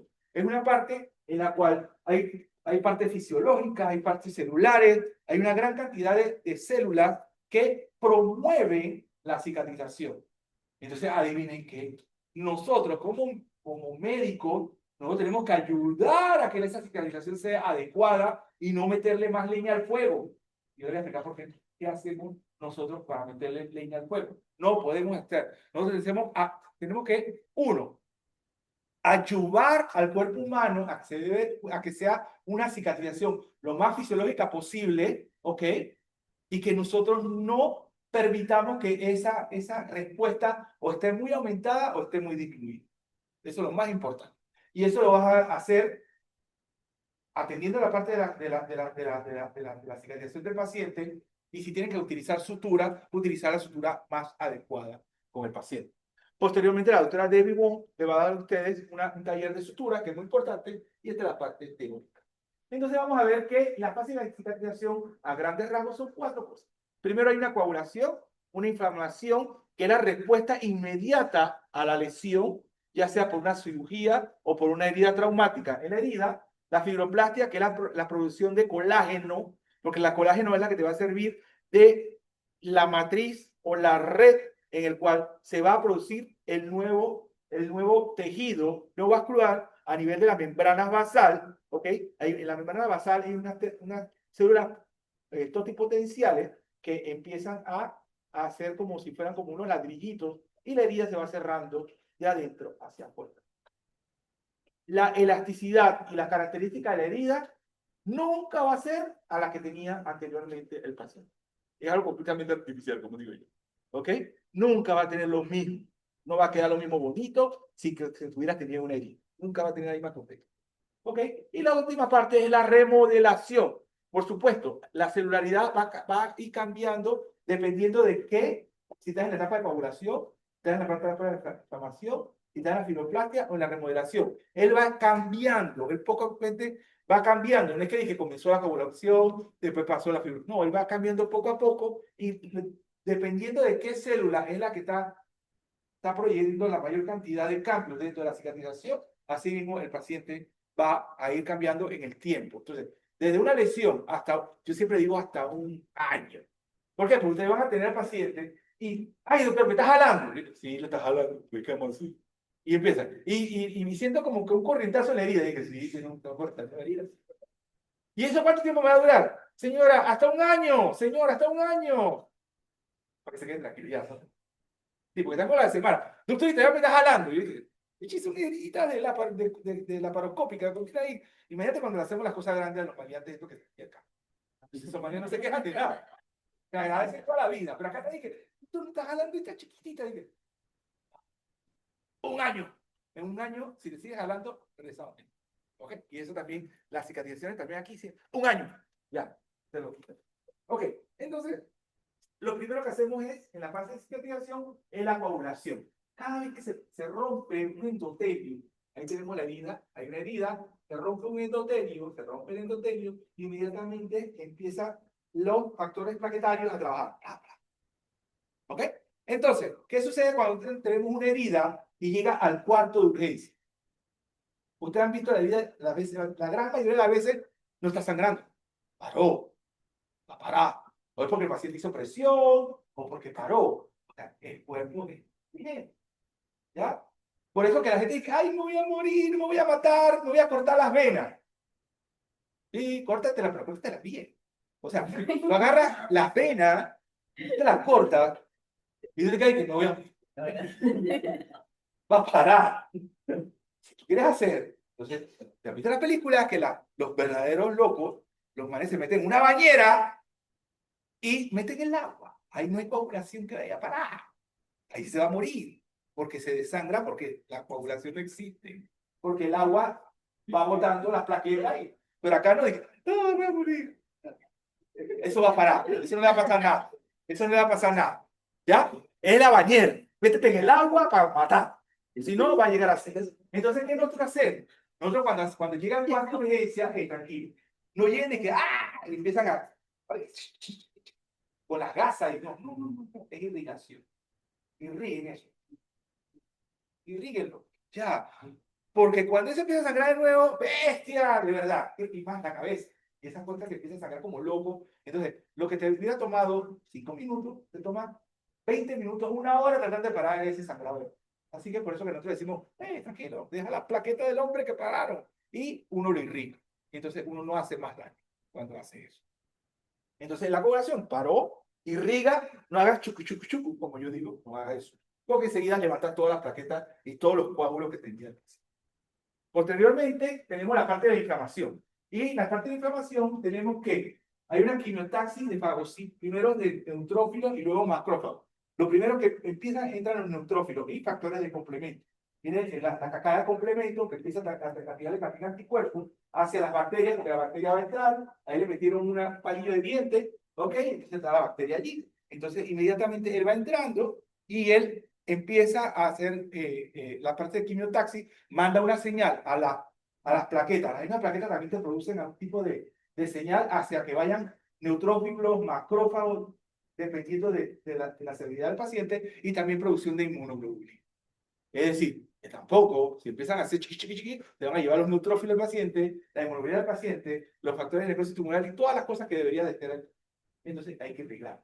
O, en su momento, si es necesario, ponerle antibióticos para ayudarle al paciente o también el cuidado con el teta. Pero no deben maltratar ese. Posteriormente, viene la parte de la fibroplastia, como decía, viene la parte de los fibroblastos, que es lo que te va a producir colágeno, lo que te va a producir la red, en donde se va a producir el nuevo la nueva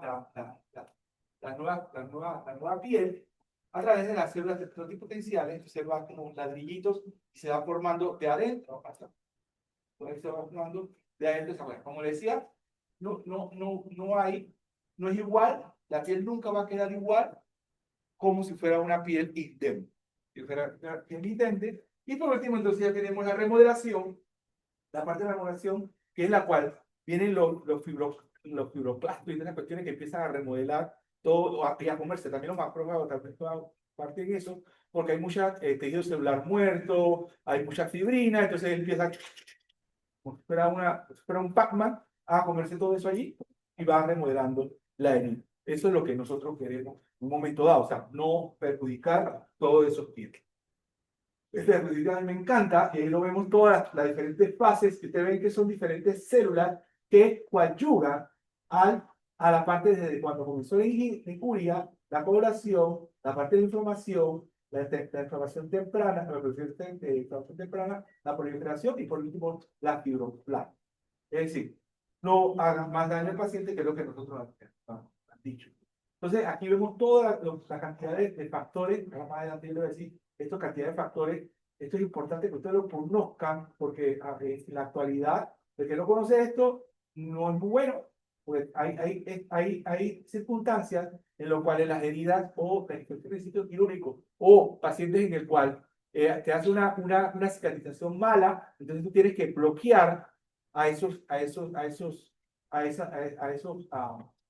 elementos, pero el problema es que no sabemos qué tanto tiene que bloquear. Entonces, por eso que se trabaja mucho en la parte de genética, de la genómica y la genética, de cómo manipular todas estas líneas celulares, cómo tratar de que no sean mucho más o no mucho menos, eso es lo más difícil. Mantener el mucho más o el mucho menos es lo más importante y más difícil que no lo. Entonces aquí tenemos diferentes, tenemos el factor de derivado de plaqueta, esto se ve sobre todo en la parte primordial de la síntesis, ahí ven las funciones de cada uno de ellos. El factor de crecimiento beta, también importante, como ven, o sea, si ponen plaquetas, la van a tener buena, si ponen neutrófilos, la van a tener buena, si ponen células endoteliales, la van a tener buena, es que aprendes esas tres células. Si no saben nada, te pongan una de esas tres que la van a pegar y la van a tener. ¿Ok? No hay ningún problema. También tenemos las citoquinas, la citoquina de factores de crecimiento, y tenemos algunos otros factores, para nada más que hacer la vida imposible a ustedes. Así que igual, plaqueta. Ya voy a poner plaqueta. ¿Cuál célula? Plaqueta. Endotelio. Ya, la van a tener siempre buena. Y básicamente lo que sí tienen que aprenderse es la función. Y la misma cosa, proliferación de células epiteliales, miren la misma cosa. Son proliferación de células epiteliales, quimotaxis, y ya. O sea, también hay que aprenderse las cosas importantes. La interleuquina 1, sí, es también importante porque la interleuquina 1, que no dice ahí nada, la interleuquina 1 es la que te da fiebre. Entonces, un paciente que tiene aumento de interleuquina 1, el tratante de interleuquina es que es la fiebre. Y el factor de necrosis tumoral también es importante porque es el que maneja. O sea, cada vez que hay una lesión o un estímulo o lo que sea, hasta un susto, se te va a hacer subir el factor de necrosis tumoral. Y el factor de necrosis tumoral es el que te va a dar, empieza a hacer el concierto de las interleuquinas. La 1, la 8, la 6, que son las que más manejan. ¿Ok? Y sobre todo la interleuquina 6, que fue el non plus ultra con el COVID. Todo el mundo tenía que conocer la interleuquina 6. Yo acuerdo que cuando yo comencé estas clases, yo decía, algún día vamos a tener que, le van a hacer interleuquina 6 sérica a los pacientes. Y eso era parte fundamental en los pacientes de COVID. O sea, interleuquina 6. O sea, como si le estuvieran mandando un hemograma. Interleuquina 6, para ver cómo estaba, porque la respuesta era muy severa. Entonces tenías que utilizar medicamentos contra, o barría con citosor, que era con diálisis, barrer la interleuquina, ¿ok? Porque la respuesta inflamatoria era muy severa en los pacientes con COVID. Entonces teníamos que, o utilizar bloqueadores de la interleuquina. Era muy importante. Ahí conocimos bastante de las interleuquinas. Esto lo vimos también.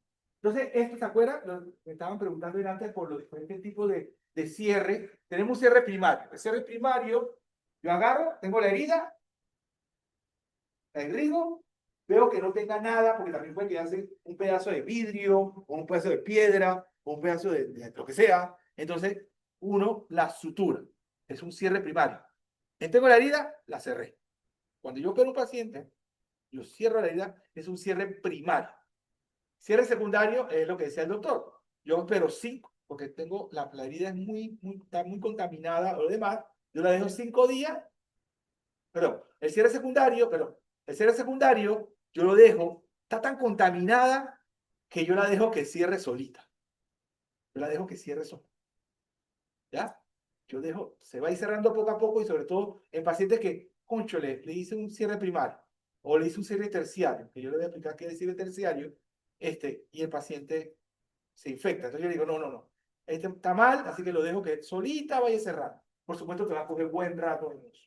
Y el cierre terciario es esa que le estaba diciendo al doctor, que a los 5 días, entonces, o se le llama secundario retardado, entonces tú pasan 5 días, la herida está limpia, entonces tú la cierras, le pones punto. Entonces, primaria en el principio, secundaria solita, terciario, entonces tú le pones unos puntos después que el paciente haya mejorado su estado de infección. ¿Alguna pregunta con eso? Entonces aquí tenemos los diferentes tipos, aquí tenemos el cierre primario, el cierre secundario, como les decía, que es solito, va cerrando, y un cierre terciario, que ya cuando tenemos que hay un tejido de granulación, el paciente ya tiene un tejido de granulación adecuado, y no veo, y veo que el pH no está tan ácido, el pH no tiene tan ácido, entonces yo la puedo suturar. Primario, secundario, terciario. Entonces, ¿cuáles son los factores que influyen en la cicatrización? Hay factores locales y factores sistémicos. Locales en la misma herida, en la cual, sí, tiene una infección, vas a tener problemas con la herida. Si tiene un tejido necrótico, hay que debridarlo. Si hay colecciones de herida, hay que drenarla. Si hay radiación, ejemplo, si tienes un paciente en el cual ha recibido radioterapia, ya sea por un problema de próstata, un problema o estuvo en Chernobyl, no sé, alguna de estas cosas, pues ocurre, ellos ya han estado expuestos a radioterapia, entonces eso ya es algo que molesta la cicatrización de la herida. Una baja tensión del oxígeno también. O sea, pacientes que tienen una mala circulación, eso lo vemos en pacientes con insuficiencia vascular periférica, que se hacen úlceras venosas. Un enredo con eso, porque no te llega buena circulación. Entonces no llega nada. Es de verdad. Entonces, es algo horrible.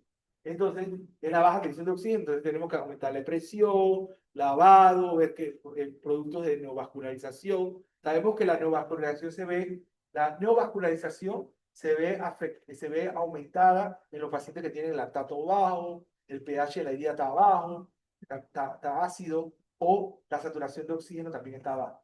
Y ahí ya tenemos aparatos para medir cómo está el oxígeno allí. Entonces, hacemos todo lo que hacemos por subirle. Podemos utilizar, ¿sabes qué? Cámara hiperbárica. La cámara hiperbárica, ¿la conoce? La cámara hiperbárica es rica en oxígeno.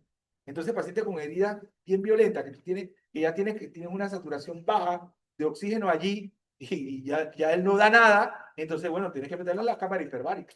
Y entonces eso a mí no sirve. Pero es un adyuvante, no es que solita la cámara hiperbárica te va a servir. Hay que tener los cuidados locales importantes. ¿Okay? O cuerpos extraños. Cuerpos extraños es importante porque yo me acuerdo, o sea, una vez, para unos carnavales, yo era jefe del cuarto de urgencia y a una muchacha, imagínate, nunca había pasado esto. O sea, la muchacha llega, le metieron un botellazo y entonces llega como el 31 de enero, digo, el 31 de diciembre, le metieron su botellazo después de la fin. Entonces va, qué casualidad que estaba el plástico por allí. Y el plástico llegó, cerró la cosa. A las 2 semanas, afuera era un grito, afuera del cuarto le dice, yo salgo de mi oficina y ¿qué está pasando aquí? ¿Esto qué? Vamos a pensar si puede o qué. Entonces la muchacha estaba saliendo, ¿te había acordado aquí? Estaba saliendo un pedazo de vidrio. Y dije, ¡ah! De verdad. El expediente ese, busqué el expediente, lo revisé, la calmé, venga señorita, venga señorita, me la metía en mi oficina, tranquila, déjeme ver el expediente. Y me dije, wow, pues el plástico. ¡Wow! Un plástico por aquí del futuro. Ay, perdona, mira, no sé qué. Llamamos al plástico, el plástico vino de nuevo y ¡pum! Le sacó el vidrio y la suturó de nuevo. A las 2 semanas, de nuevo, puya. Yo dije, ¡ay, de nuevo qué pasó! La misma muchacha. Usted me dijo, Estaba saliendo otro vídeo. Así que agarré al plástico y le dije, ¿qué haces el favor? Aquí no me la sutura, llévatela al salón de operaciones, revisa esa venda, y sácale todos los vídeos porque ya te cansas de tener puya aquí y no va a meter preso a todo. Así que, por favor. Así que, y ahí se acabó la cosa. No la vi más, gracias a Dios. No sé qué fue lo que le pasó. Y no me llevaron a retiro preso. Entonces, tenemos entonces los factores sistémicos, tenemos la edad del paciente, si un paciente está abuelito, ya no puede hacer más de 4 cosas, la nutrición también es importante, los pacientes desnutridos, pacientes con enfermedades metabólicas, tipo urémicos, esos pacientes son muy buenos para eso, porfíricos también, o pacientes que tienen HIV/SIDA, también no tienen muy buena cosa, o pacientes en el cual están tomando corticoides. Uy, el corticoide es una loquera, y aquí, antes aquí, a mí me metían miedo por el corticoide, pero aquí hasta por un dolor de cabeza te meten corticoide. O sea, a todo el mundo, yo no sé ustedes, yo sí todavía le tengo miedo al corticoide. O sea, yo lo uso, ya le tengo un poquito menos de respeto. Porque si todo el mundo es respetuoso, yo porque también voy a hacer lo mismo. Pero también le tengo respeto. Entonces, antes para usar un corticoide, oh, pero ya te digo, o sea, todo tiene un dolor de dexametasona. Y digo, no me puedo dar acetaminofén de paso. Porque no me dexametasona. Entonces, hay muchos pacientes que están tomando corticoides, ¿ok? Y también aquí que todos somos atópicos y estamos todos con la rinitis y el asma y la vaina, y les meten corticoides. ¿Ok? Entonces hay que tener mucho cuidado con eso. Y pacientes que tengan algún tipo de lupus, problemas reumáticos, también tienen eso. Entonces, como decía, la cicatrización patológica es el queloide y realmente hay un balance entre la lisis y la síntesis del colágeno. Entonces, el tamaño es básicamente el tamaño de la cicatrización, pues el queloide, la otra son las que te originan un dolor persistente, sobre todo aquí en la parte de la hernia. Son enredos, porque como uno pasa por ahí por varios vasos, cuando tú suturas, puedes agarrar un nerviecito. Y la lloradera, y le pone corticoide, y le pone, y le da, y le da, y le da, y le da.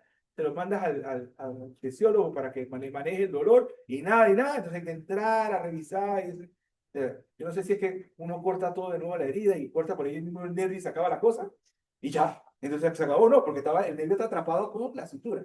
Y entonces al entrar uno dije, le echaste el nervio de nuevo y ya no tiene nada.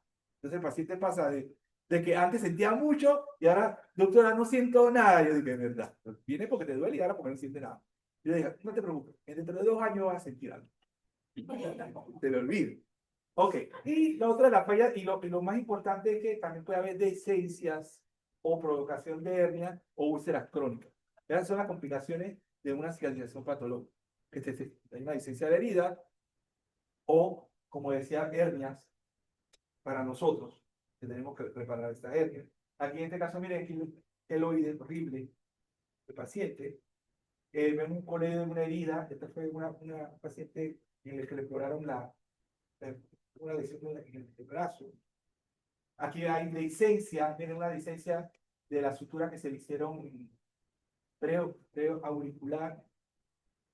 O este paciente en el cual también tuvo una dehiscencia de la herida. Esto fue porque el paciente hizo un síndrome compartamental y entonces se fue todo esa parte. Y aquí tenemos la clásica hernia que nos toca a nosotros, sobre todo gracias a los ginecólogos que nos mandan pacientes, porque también, ¿no? La parte porque ellos están acá abajo. Acuérdense, no es que sean mal, o sea, son buenos, ¿está bien? Lo que pasa es que ellos, como están acá abajo, acuérdense que la diferencia es que nosotros, acá tenemos 2 fascias, la anterior y la posterior. Ellos trabajan más que con una fascia anterior. Entonces, tienen problemas más de... Así que no es que sean malos, tienen esos problemitas y nosotros casi no tenemos, gracias a Dios no tenemos tanta herniación. Y eso es un producto de mucha cirugía, y entonces hay que cerrar adecuadamente el paciente. O esta, si son patológicas, ya estos pacientes no pasa nada, este paciente está desnutrido, está vuelto, etcétera, tiene una úlcera por una úlcera varicosa, una úlcera venosa, muy difícil que estos pacientes encuentren. Y esto es lo que se llaman úlceras crónicas, no deben manejarla igual que la úlcera. Entonces, es importante las suturas. Las suturas son las suturas que uno utiliza para cierre las heridas. Las ligaduras, tú las utilizas para ligar los vasos, ligar los linfáticos, ligar el cístico. Eso tú ligas, hay uno liga, las otras son suturas. Esa es la diferencia entre una y la otra. Por historia, ¿cómo se procede la herida? Básicamente, los materiales de sutura tienen un diámetro y una fuerza tensil. O sea, lo que se quiere es que sea un diámetro adecuado, una fuerza tensil adecuada, que haya una poca reacción entre el tejido y la sutura. Entre el tejido y la sutura, yo le voy a decir cómo mejora esto, como idea de manejo del material. Ahora mismo nosotros utilizamos, ¡ay, qué dolor de cabeza! O sea, utilizamos mucha sutura absorbible para cerrar piel. Pero ¿qué problema con los pacientes? Ya están seteados que a los 7 días tienen que quitarse los puntos. Pero eso no dura 7 días, señores, eso dura 15, 20, 30 días, déjalo ahí. ¿O quiere que sea aquí? O sea, te estoy poniendo eso para que no le duela y no te sientas mal que tengo que quitarte los puntos. Dale, y dale, y dale, y dale. Entonces, eso hay que crear una conciencia que no la veo todavía. Porque están acostumbrados a los 7 días. Facilidad de anudar también. Por lo menos nosotros, la seda es lo mejor para anudar. Si estás anudando dentro del abdomen, estás anudando, anudando vasos sanguíneos, lo mejor es la seda, ¿ya? Para allá adentro. Y lo usamos bastante, pero ya no lo utilizamos. Antes utilizábamos seda para la piel, afuera, pero eso da mucha reacción. Es buena y tiene mucha maniobrabilidad en las manos de nosotros, ligando dentro del cuerpo, ¿ya? Y eso es eso. Y que se mantiene el nudo. Eso se llama que tiene, la sutura tiene memoria. La sutura tiene memoria. Una sutura tiene memoria que ella misma se ancla. ¿Ok? Y eso es lo bueno que tiene la seda.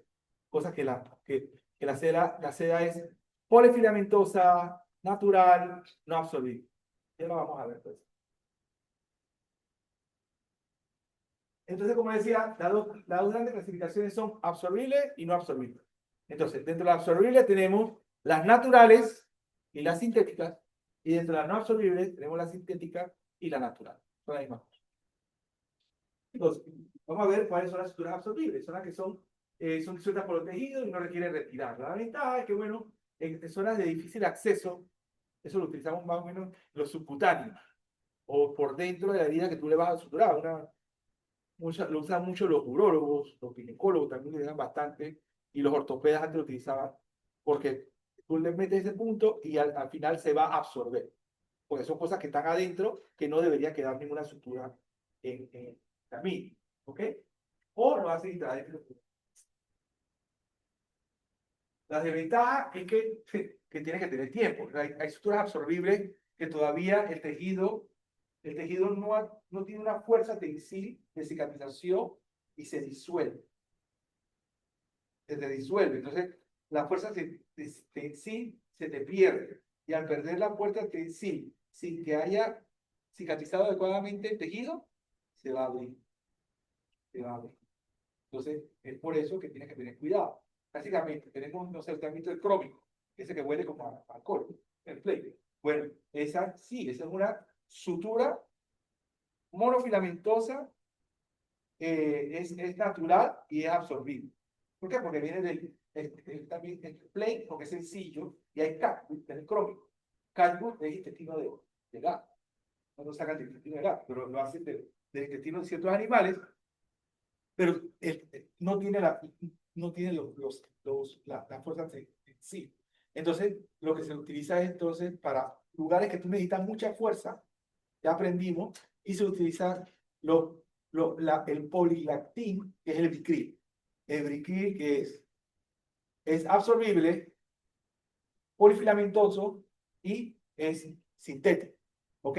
Entonces, ese sí mantiene, hemos visto que sí mantiene la fuerza de sí. Vamos a suponer que el plano, el crómico, pierde su fuerza tensil en 2 semanas. Este me mantiene una buena fuerza tensil 1 mes y medio.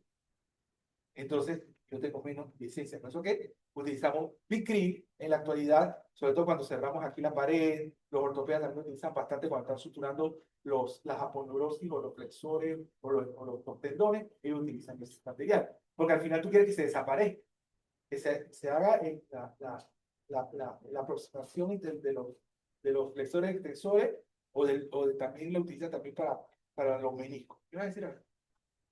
En estos casos, no también tiene un papel importante de la estructura. ¿Qué cosa? Cuando estos temas son profundas, tienen que ser Ah, tú dices que si se hace continua y demás, o la sutura continua o separada. Sí, muy buena pregunta. Ella me dice que, bueno, sí, si la sutura es continua o si es separada, anteriormente teníamos esa, ya con las nuevas suturas, hágalo separado o la continua, es lo mismo.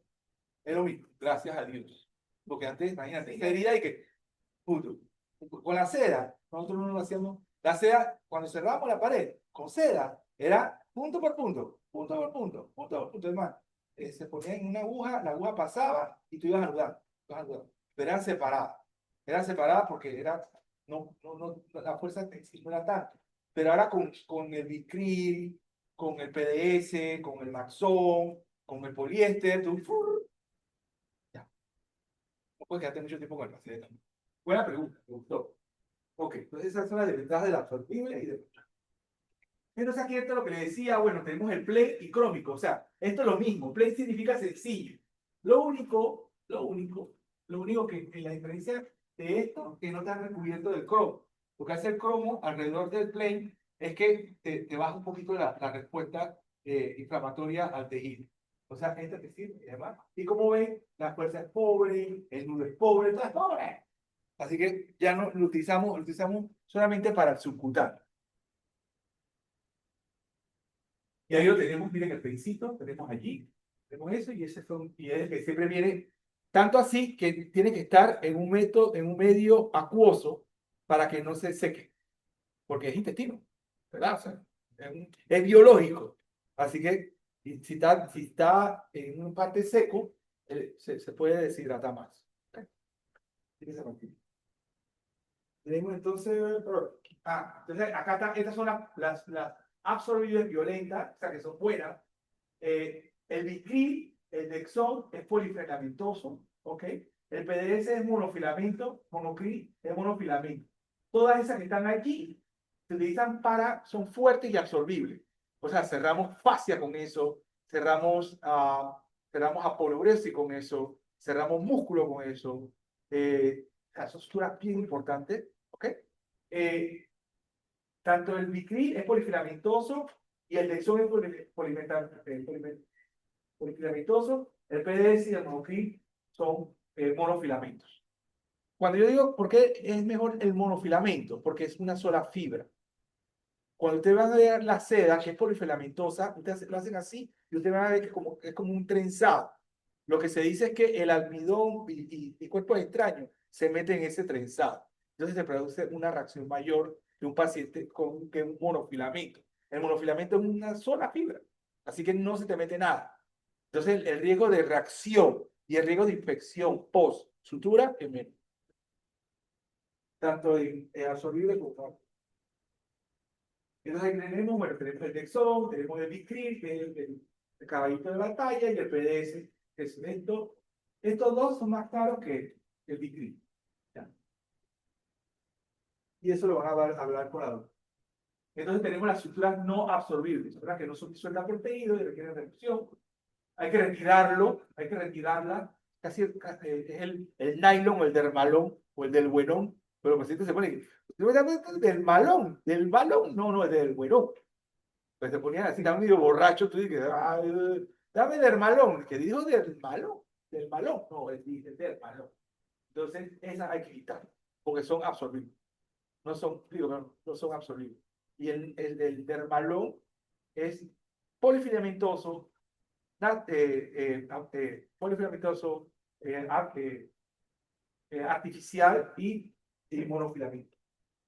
Y no absorbible. Entonces, la clásica no absorbible, natural, polifilamentosa, el acero. Y de verdad es lo mejor que hay. Yo para ligar, si no ligo un vaso con eso, no ligo nada. ¿Okay? Es muy buena, como dice ahí, para ligadura de vaso. Ya casi no lo utilizamos. Lo utilizamos bastante en la cirugía de tiroides. Que tenemos que estar ligando, además de ligar. Aquí tenemos esta es una seda con aguja, porque también tenemos con agujas, si tenemos que hacer una ligadura, pasamos un punto o hacemos un running cuando son vasos sanguíneos muy grandes, entonces hacemos un running para cerrarlo. Y ese es básicamente una no absorbible. Entonces, las otras no absorbibles, sintéticos, monofilamentos, tenemos el nylon, el prolene, el poliéster, que es trenzado, y acero inoxidable. El acero inoxidable lo hacemos para cerrar el esternón. El acero inoxidable, no que lo va a notar todo el mundo, el acero inoxidable. Es para cerrar el esternón. Ya, un hueso, una cosa. Entonces, la que más utilizamos entonces es el nylon, pero hay que suturar, toda esa hay que cortar los puntos. Lo podemos utilizar en la piel. Pero lo que utilizamos ahora mismo para piel en la actualidad es utilizar un monofilamento absorbible. Y ya, uno. Entonces tenemos el nylon, del bueno, Dermalón y el etilón. Todos son Dermalón, de la casa esta de Just Pharmacy, de esta cuestión, y la otra es del ético, el etilón. Los números de la misma cosa. 5-0, 4-0, es la misma cosa. Este es el prolene, que también utilizamos bastante, sobre todo para suturas de malla. Es monofilamento artificial no absorbible. Lo mismo, también este lo utilizamos para suturar el corazón y esas cuestiones. También tienen doble, hay algunos que tienen doble aguja. Entonces lo que uno hace, uno mete la aguja de un lado, vamos a suponer, tienes la herida acá, estás suturando un vaso, lo que sea, entonces tú agarras, lo anudas en el medio y te vas con uno, corres un lado y con la otra, el lado distal y el lado principal. Y cierras completamente la. Por supuesto, eso no lo van a usar en la piel, pero sí en ciertas estructuras. Lo mismo, en el corazón también utilizamos, para suturar corazón, por lesiones también utilizamos mucho con un plate. Tenemos el acero inoxidable, que se utiliza, como les decía, es para externos, para cerrar externos. Aquí tenemos los diferentes plates. Y entonces aquí esto para que ustedes vean cómo se lee la importancia. Esto también. Todo esto es una loquera. Entonces, aquí ustedes ven, ok, todo esto, yo dije, escucha, aquí esto está todo enredado. No, realmente 3,0 es el tamaño, le dice 3,0 es el diámetro. Cuando está el 3,0, entre más grande, tiene 3,0, 4,0, 5,0, 6,0, 7,0, el hilo es más delgado. ¿Ok? El hilo es más delgado. Y lo que está allá es el tamaño de todo el hilo. Sería 3,0, 2,5. Acá, seda de silk.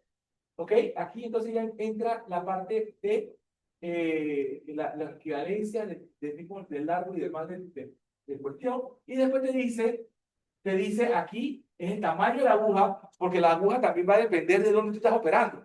O sea, no puedo utilizar las mismas agujas. Eso va a depender también de qué tanta exposición tiene en el paciente. Y lo otro más importante también es que hay agujas redondas y agujas cortantes. Las agujas redondas, ustedes van a encontrar, ahí dice taper sheet. Entonces, eso ya no sé que es una aguja redonda. Eso significa que la aguja no es cortante. ¿Dónde utilizamos agujas redondas? En aquellos lugares en los cuales yo no puedo o no debo hacer más daño. Si yo voy a suturar un intestino, yo lo suturo con aguja con punta que no sea cortante. Porque si es cortante, me rasga el tejido. Entonces yo sé que tengo que utilizar, dame una aguja no cortada. ¿Okay? Eso no puedo. Pero si es piel y los ortopedas también, que están en su fase, que son fuertes, entonces ellos tienen que utilizar cortante, o si no, no va a pasar. Utilizar una aguja que no sea cortante para cerrar la piel, claro que. Pero sí, a nosotros nos sirve bastante porque no lesionamos más el tejido. Entonces, esta es la manera que Evi le va a decir cómo deben de coger la aguja. Te cogen 2/3 para el tercio, 2/3 acá y el tercio final. Y ahí es donde deben de tomar la aguja. Y yo sé que ustedes hicieron mucha práctica, pero acá van a practicar mucho. Ok, entonces aquí tenemos como les decía, la aguja tiene que ver mucho con el tipo de tejido, el tamaño o qué tanto tú tienes que tener el tamaño de la herida que tú puedas entrar, y eso tiene que ver la aguja, el filo y la flexibilidad. Entonces la sutura tiene la punta, que ya le dije que la punta puede ser redonda o cortante. ¿Ok? Tienes el cuerpo, que es la curvatura. Este cuerpo puede ser o más ancho o menos, o más curvo. O sea, si yo tengo un espacio muy reducido, yo tengo que buscar una aguja más pequeña y más curva. ¿Ok? Entonces ya le decimos, dame esta aguja. Y este es el swagger, aquí le piqué, en inglés. Entonces, ustedes ven esto, tienen la aguja con el hilo. Y él entra en la aguja. La sutura vascular que utilizan para suturar aorta, para suturar corazón. O sea, todo lo que es vascular, todo lo que es suturas vasculares, la diferencia entre esto y esto es mínima. Es mínima completamente. O sea, cuando tú tienes una sutura vascular, la diferencia entre lo que está en el hilo con la aguja es nada. Es decir, ¿por qué? Porque cuando yo paso el hilo en una cuestión una estructura que sangra mucho, una aorta, una cava, el mismo hueco que me tiene que quedar por donde va a pasar la aguja, ahí tiene que quedar tight, allí. Entonces, comparado con las no vasculares, que puede haber una diferencia entre la aguja y el hilo. ¿Ok? Hasta eso hay que tener mucho cuidado. Saber en qué estructura, tú dices, damos una estructura vascular, Sí, o también tienes que tener una estructura no vascular, vamos a hacer una estructura vascular. Eso por lo menos lo tenemos que tener bien claro. Y también lo otro son las pinzas. Una pinza vascular no es lo mismo que una pinza normalita, una pinza de disección, el tissue. Un tissue, dame una pinza de disección vascular, bien, porque con eso yo manejo los vasos sanguíneos. ¿Ok? Y lo mismo, hasta los portas también son diferentes, porque las agujas son diferentes. Un porta vascular, y ahí nos vamos. Pero hasta eso, todos son técnicas bien importantes que a lo que van a hacer cirujanos es el valor. Entonces, estas son los diferentes tipos de medio círculo, de octavo, un cuarto, de cómo está, hasta la del círculo completo, y tenemos esta que está fabulosa, que son las rectas.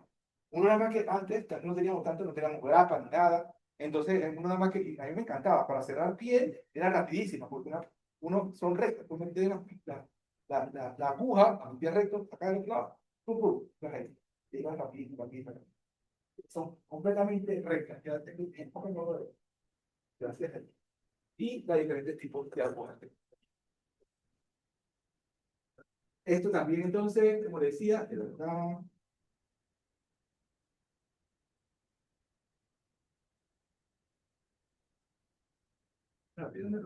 Oye, te llamo ahorita, que estaba. Chao, chao. Entonces, temprano. Entonces, bueno, estos son diferentes puntos de decía, la de arriba es cortante, tienen esa parte, ¿no? La es cortante, y estos son de la no cortante, la ball point, pero hay diferentes curvas. Son de reversa, de cortante reverso, de punta de diamante, eso ya también hay muchas cosas, también está la espatulada, esa espatulada la usan bastante los ortopedas, pero tienen todo, hasta la misma punta, también tiene su estrategia y también los diferentes tipos diferentes tipos de estructura. Y esta, ya te digo, esta es la recta, ¿no? La mente, le va a enseñar esa. Entonces aquí tenemos, bueno, tenemos una cactus. Ese punto que está allá, yo sé que esta es una estructura atraumática o de punta redonda. Ya, ese punto, tú ves allá que está como en el medio, bueno, ya sé que es una punta, ahí está el tamaño y demás. Y le dice también, esto te va diciendo el colágeno bovino, purificado, que sería un cactus o un plane, en la cual es una estructura absorbible, natural, y es monofilamento. Okay. Otra cosa que podemos utilizar son grapas, el dermabón, que es más bien como si fuera una goma, y los esteristritos. Estas son algunas grapas que podemos utilizar. Esa grapa que tenemos acá lo utilizamos para la cirugía laparoscópica, estas grapas que están, esas son endograpadoras. Esto corta, esto nada más que sacan como si fuera una grapita, ya, corta. Eso lo usamos en la laparoscopía, y estas que son autosuturas, que utilizamos en cirugía laparoscópica también, y esto también, esto es muy guía, que ellos cortan y pegan. Eso lo va a ver posteriormente los diferentes tipos de, cuando ya entren en la parte de la cirugía corta. Tenemos las grapas de piel, la grapa de piel que también nos sirve bastante para heridas grandes y para que salir corriendo muy rápidamente. Entonces, le ponen la grapa y salimos ahí del viaje. El dermabón, que es lo que le decía, esto se utiliza por el amor de Dios. Esto se utiliza en las heridas pequeñas, en los niños, pero no, hay gente que lo agarra, o sea, cierra la herida y le pone dermabón encima. Yo de verdad, es desperdicio, eso cuesta plata. Entonces, o le pone dermabón solo y no la sutura, pero no va a poner sutura y dermabón encima, no, olvídate lo que. Entonces, el dermabón se lo pone a los niños y mira cómo se les pega allí, rapidito, no tiene ningún problema, no tiene lloradera, ya, se lo pone. Tiene también la chiquilla, ¿no? Le salió bien, como una fisurita pequeñita, y se lo pone. Y por último, los esteritritis, que son como los puentecitos. Antes estaba un niño que tenía una herida aquí, yo dije, ay, no, eso se le pone un par de puentecitos. Si es una herida bien fina, bien, no irregular, y ya empieza se pone. Y por último, entonces tenemos la terapia de Bach, y eso lo veremos ya cuando tenemos más adelante. Entonces, básicamente eso es lo que le traía el día de hoy, la parte de la cicatrización. Acuérdense, comprender la cicatrización, que comprender no hacer más daño, y ya lo demás, la parte de la práctica de la sutura y demás, sí, van a tener problemas, van a estar temblando, a todo el mundo le pasa la misma cosa, no me sale el punto bien, pero yo sé que ustedes son perfectos en todo, pero tienen primero que gatear. Así que tranquilo, que lo va a llevar, todo el mundo sale con esto, de verdad, o sea, es un arte. A uno lo digo porque uno ya no está acostumbrado a ver, pero usted que va a entrar, comience, practiquen con todo el mundo que puedan practicar. Cuando estén en el cuarto de urgencia, métanse en el cuarto de urgencia, dame la estructura, todo lo que venga, yo la voy agarrando y tum. Ya, a uno le queda mira chueca, pero después poco a poco van a ir mejorando su práctica. ¿Alguna pregunta o algo que se me haya quedado? Diego, ¿se me quedó algo? ¿Ah? ¿Estamos bien? ¿Está clarito? Súper. ¿Alguna cosa? ¿Ana? ¿Qué? Cuéntame. ¿El esteritriz se usa solo o se tiene que suturar? Sí, muy buena pregunta. Por lo menos yo, ejemplo, yo en las tiroides, yo agarro como el collar, ¿ok? Yo cierro y lo cierro con un punto de monocril absorbible y lo hago intradérmico. Entonces le pongo el esteritrip arriba y ya, no le pongo ni siquiera gasa. Eso sería como si fuera su gasa. Entonces el paciente está aquí, porque esa no sangra. Entonces le pongo el esteritrip. Entonces esa es la única manera que yo el único, y ya por fregar, pues. O sea, no está escrito por ningún lado. Entonces yo le pongo allí y en vez de poner una gasita, el paciente le pongo el esteritrip. Se acabó. No tiene que estar quitándose el botón de gasa y ahí está, ya. Pero se puede utilizar. O utilizarlo solo, ya te digo, como puentes en una herida en la que está bien fina, bien chiquitita, no muy profunda, tú lo puedes. Y el tipo te cae bien o la paciente te cae bien, entonces tú le haces. Si te cae mal, métele tú. ¿O quieres practicar? Vale, Irina, tiempo. Usted dijo que el dermabón se Ajá. usa para heridas superficiales. Ajá, ya, está cambiando. Y Y hay un caso que la laparoscopía se utiliza